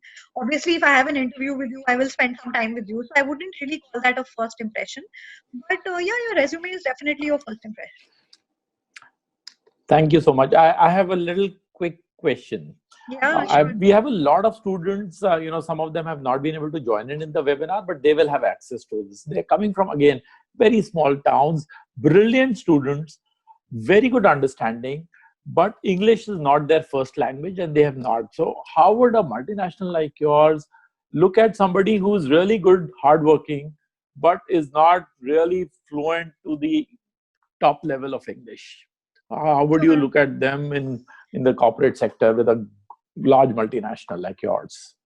So I'll tell you, firstly, actually, we all have to accept that English has a lot of value in India, because obviously a lot of us have very good communication skills in English, which is why it has such a lot of value in India. Because right now the role that I do, I don't work for India actually a lot. I work for Africa, South Asia, and the whole of Middle East.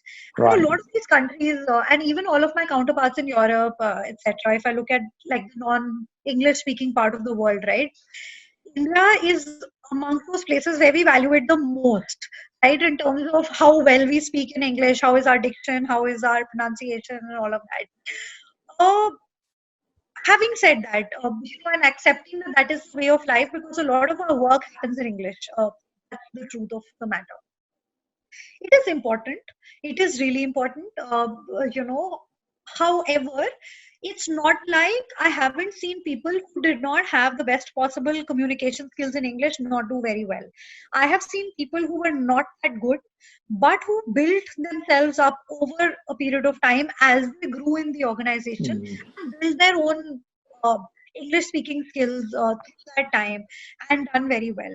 So I would say that it is important. I'm not going to lie and say that it's not important. However, if you don't have it, it's not like you can't build it. I know enough and more people, in fact, one of my colleagues who's done very well, I think till class 10, he studied in Hindi medium. And then he transitioned to English medium, and then, worked on himself. I think a lot of it also depends on what is the initiative that you are taking yourself to build your skills. Sure. But, that actually leads me to another point. I think one part of it is spoken English and how important is English itself.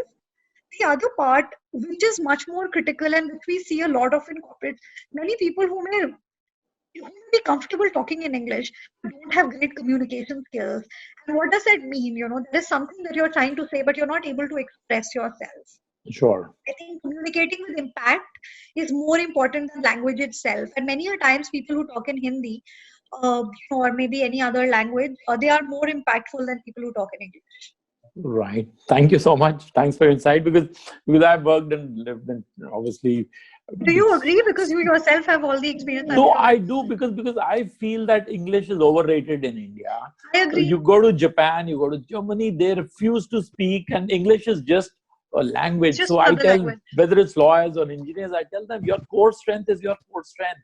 Yeah. Your communication needs to be good. English is just a language. But I've also sent a lot of engineers and lawyers working with me to English speaking schools, and believe me, their careers shot up Sure. also, Yeah. because Yeah. it's like finally we live in India, and No, you that's know true. If you want to grow in India, it's important. Which is why I it said is, I'm not going to take yeah. away from that. It is So important. I will be telling a lot of people to take up English, which is fair enough. They could watch movies. They can it's Yeah. learning a new language Yeah, to the exactly. best of their, which is great.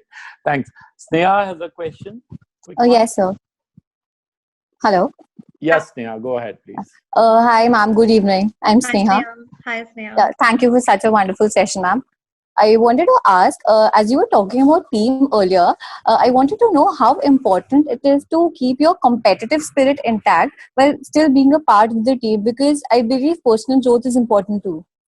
No, absolutely. Nothing taking away from that. And I mentioned that, see, being competitive is important. I think through your college life as well as when you're in the corporate, right? Everybody wants to grow. You want to, for whatever reasons, right? You want to reach a certain position. You want to earn more money. You want to do better than others. All of that is important. But I think equally, what is also important is that you have to understand what will make you do well.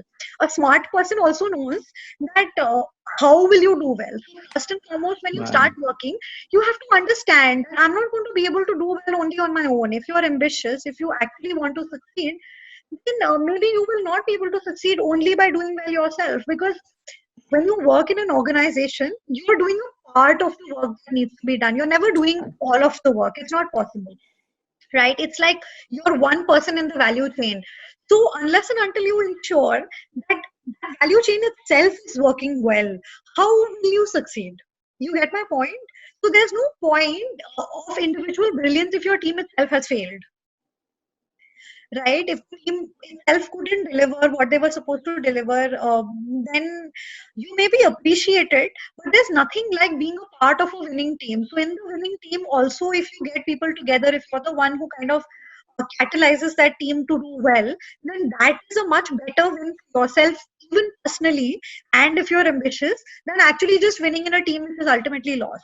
You get my point? So you shouldn't. Nobody's saying you should not be ambitious. You should not, pursue your own path or, uh, yeah, be competitive. You can be, but also be smart about it to know that what is the best way to compete.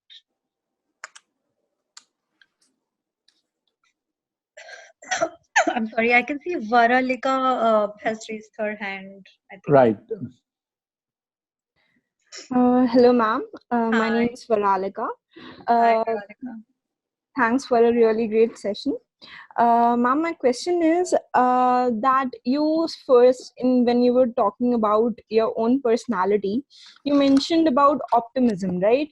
So, especially in my field, the legal arena, what I have faced it, there's so much of competition, especially amongst the colleagues, that many a times we get disheartened. Like we don't land up that best internship or that best course, or we are not gaining that much, or we think that person is scoring more, or they got a better feedback from the internship.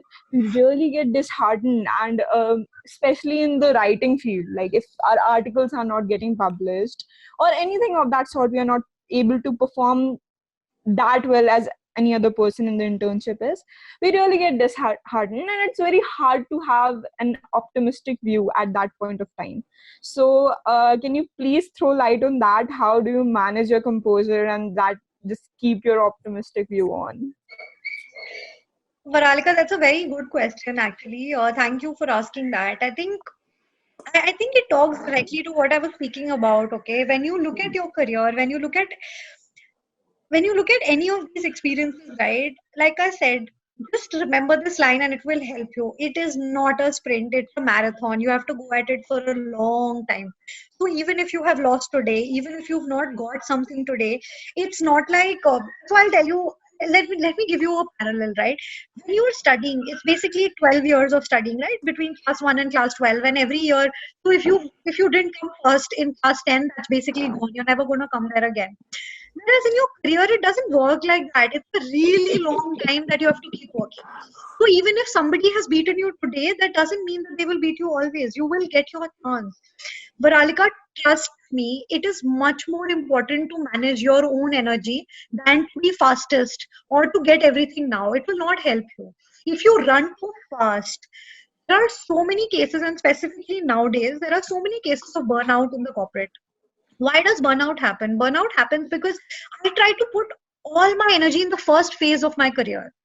I want to run so fast that I want to beat everybody else, and by the time I'm 40, I want to be the CEO of a company. Now, what happens with that is that you're not doing anything else, you're not focusing on anything else, you're not living a balanced life, you're just trying to run in one direction, putting all your energy there. That is what causes a burnout. It will not help you. You actually don't have to work till only you're 40, right? You have to work till you're 58. So, what are you going to do in the rest of the years? It's much, much, much better to balance your energy, manage it the time, pace yourself. Tell yourself that I have to run for 42 kilometers. Will I run this fast for 42 kilometers? It's not possible. If you have to run 100 meters, you're going to run at a different speed, right? If you have to run for 42 kilometers, you run at a different speed. I'm sure many of you running is really popular these days, right? So even for me, when I run, you have to, that day, if you have to run just 2 kilometers, you can run in a very different speed, right? But if you have to keep running for 20 kilometers, that's very different. So I don't want to stop between. So that is very important that you have to tell yourself that. Second thing which helps me in terms of being optimistic, and this is again something that one of my mentors has taught me to do, is that in any situation, when even if things are not working out, try to keep yourself busy with what you can do.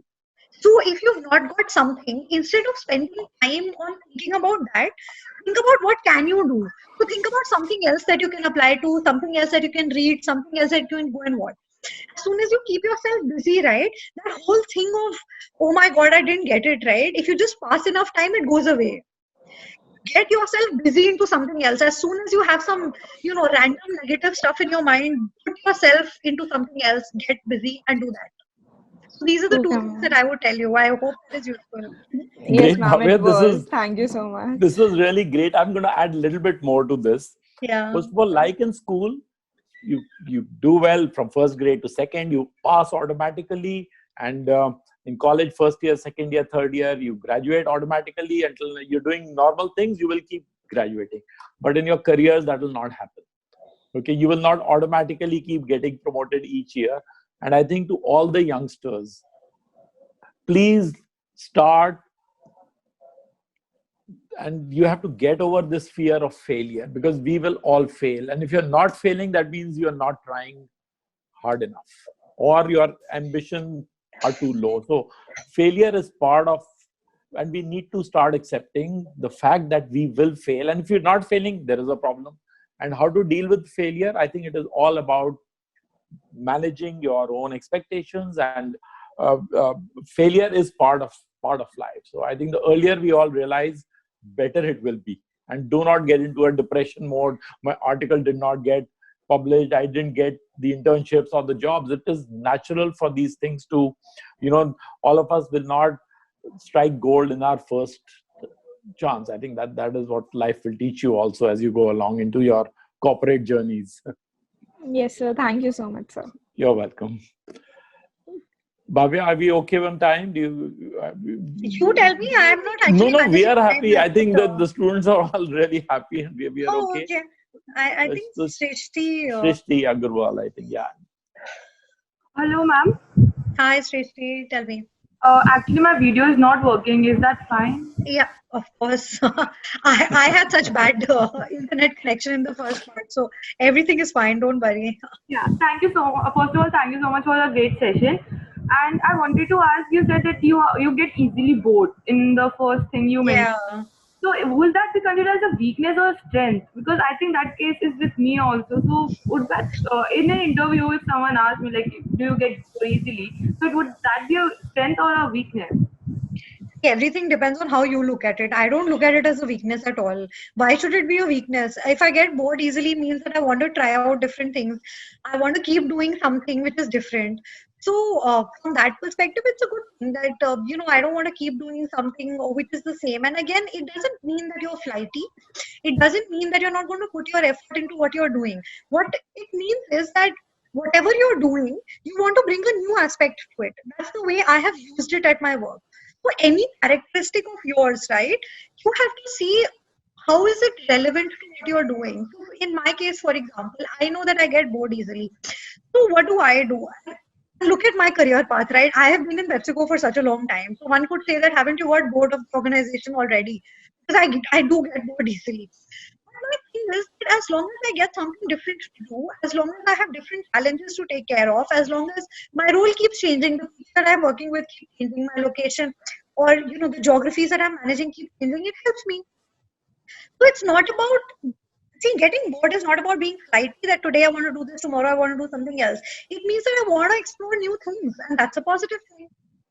So, yeah, that's the way I look at it, and that's the way I have used it in my career, frankly. Okay, ma'am. I wanted to ask you, like, I had an interview after I graduated. So I said that in an interview that I get bored easily. So they're like, do you get bored easily with the work you are doing? I was like, no, I don't get bored with the work I'm doing. I just get bored with monotonous of the thing. Yeah. So that's not a great thing to say in an interview, and I'll tell you why. So, like I said earlier, a lot also depends on what you say and also how you say it. So the thing is that when you're junior, right? So all of you are just passing out or are still studying or will join organizations at a relatively junior level, right? At these levels and including as you grow, right? At every level, there is enough and more transactional work to be done. Trust me, at every level. But obviously, the percentage of transactional work slightly goes down. What happens is that when you're a fresher, and if somebody says that, but I don't like monotonous work, which is the same, but the other person might think, but that's what you're going to do as a fresher. Nobody is going to tell you to make the strategy of the company as a fresher, right? You will have to do something which might be repetitive, which might be monotonous. Like I said, you have to find it. You have to find a way to make that interesting for yourself, right? Even if it is monotonous work, there is a way you can find ways to make it better. You can find ways to improve the process with which you're doing it, or you can find different ways of doing the same work. So think about what you say and also how you say it, and what is the impression that you want the other person to carry. You get my point? Okay, yes, ma'am, I do. Okay, I hope that helps you because, like I said, see, sometimes our interactions are so short, and specifically when these interactions have a lot of value for yourself, you should be careful about what you say. Right now, I can get away by writing it on a slide because none of you are going to judge me, and you're not interviewing me for that. Right? Whereas if somebody were to interview me and I know that that is the kind of job that I'm applying to, even if I say it because I'm an honest person, I might want to say it, I will also justify what I mean by that and how that will not harm my work. Okay. So that's the more important thing, more than what you say. How are you actually presenting that, and why is that relevant? Why did you say it? Why should you say it in that interview? Was it relevant? That's the more important thing. Okay, thank you so much, ma'am. Bhavya, I have a small question again for you. Yeah, On behalf of not just the students now, on behalf of the numerous people working in the corporate sector with anywhere from 3 to 10 years of experience, what are your views on work-life balance in the corporate world? So I have my own views and very strong views on that actually. So this is my personal view. Like I said, it may or may not be shared by my organization. That's a different thing. Sure. Just We'll give put the me a second. disclaimers. We will put all the disclaimers there. Just give me a second. My daughter actually just walked into the room. Sure. Please bring her into the segment. Let us all say hello to her. She'll be very happy to say hello. Just 1 second.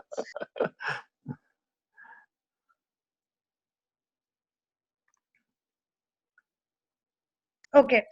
I was just requesting my husband. Yeah, no. If you want to like take a 5-minute break or whatever. No, that's fine. My husband just walked in, so you can. So actually, she's 2 years old, and it's very difficult to explain anything to her in terms of logic of what's going on. Right. So yeah, on work-life balance, I think my personal view is that it's an individual topic, in the sense that as an organization, as a corporate, nobody can define it for you. And the number of people that I have met over the years, right?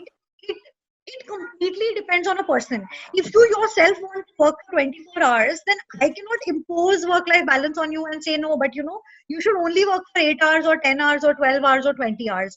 If you think that work is your life and you want to live it like that, that's your call, and I would respect your individuality. to allow you to do that.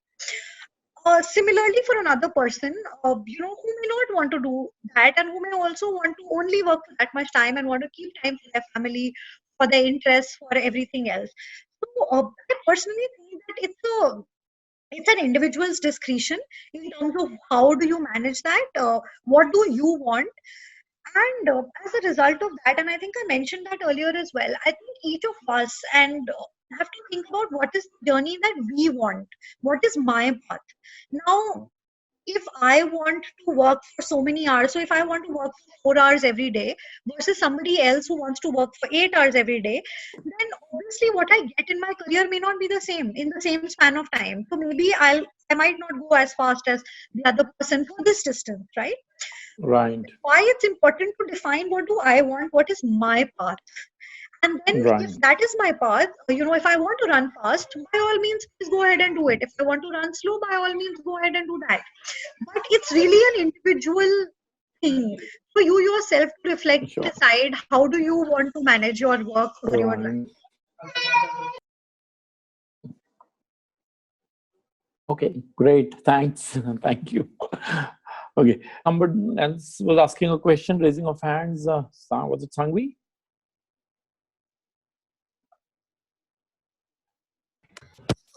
Ma'am, my question was related to the last question, that how do you differentiate between the need to be creative and being inconsistent?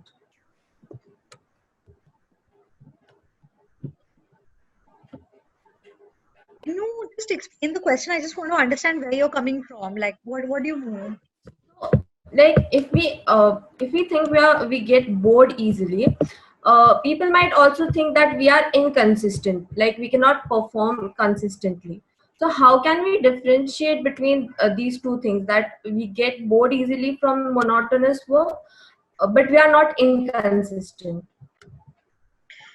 Like I said earlier, I think when the other person was asking me the question, sorry, okay, my daughter is here again. Just give me 1 second.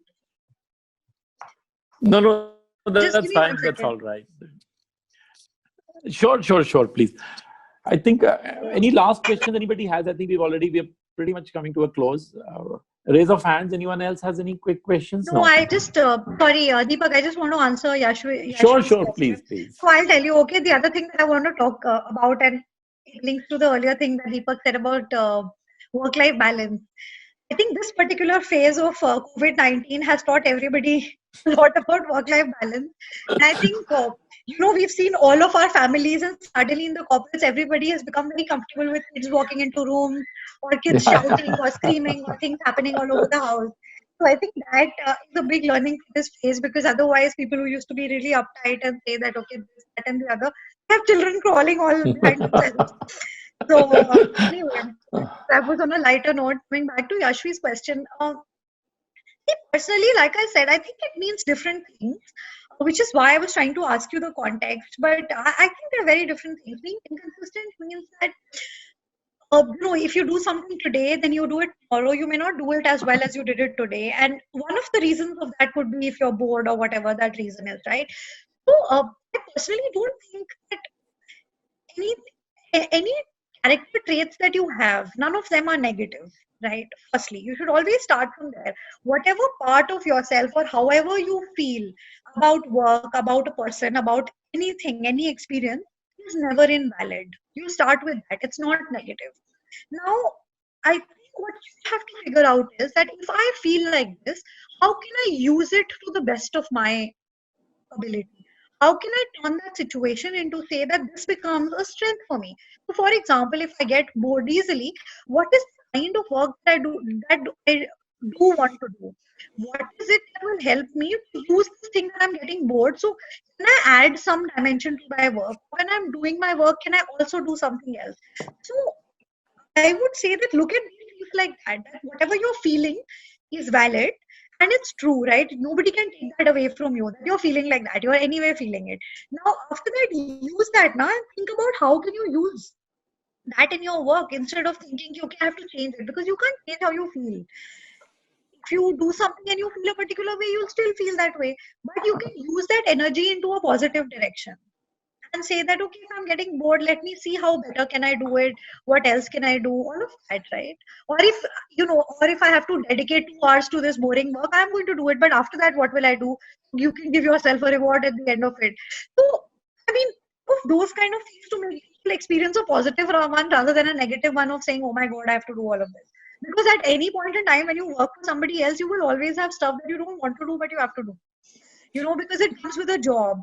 And so, yeah, you have to do it. So, I mean, it doesn't mean that 8 hours, all 8 hours, you're going to do brilliant strategy making work as the CEO, right? It doesn't work like that, guys. I mean, everybody has to do their amount of, transactional work as well. Fantastic. Thank you so much. Bhavya, I think we've answered really, we've taken so much of your time. So do you have any closing remarks? Would you like to kind of Yeah.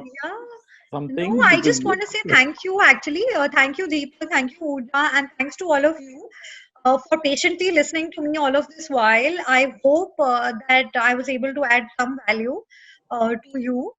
I enjoyed being part of this session. So thanks for having me and thanks for giving me this time and listening to me. It was a wonderful experience. Thanks, Deepak, and thanks, Uja. No, Bhavya, thank you so much on behalf of all the students and on behalf of our Law Society, Society for Legal Reforms and Education. Thank you so much for your time. We will also want to thank your daughter and your husband who has been so super cooperative in ensuring. So it's a team effort from your home as well. Absolutely. Absolutely. It always is, huh? And Remember once the that it's lockdown is always going over, to be teamwork. once the lockdown is over, we will meet up for real coffee rather than having coffee over over the Zoom session. So thank you so much for your time. Really appreciate it. Thank you so much. Bye, guys. Good night. Bye. Good night. Thank you. Bye-bye.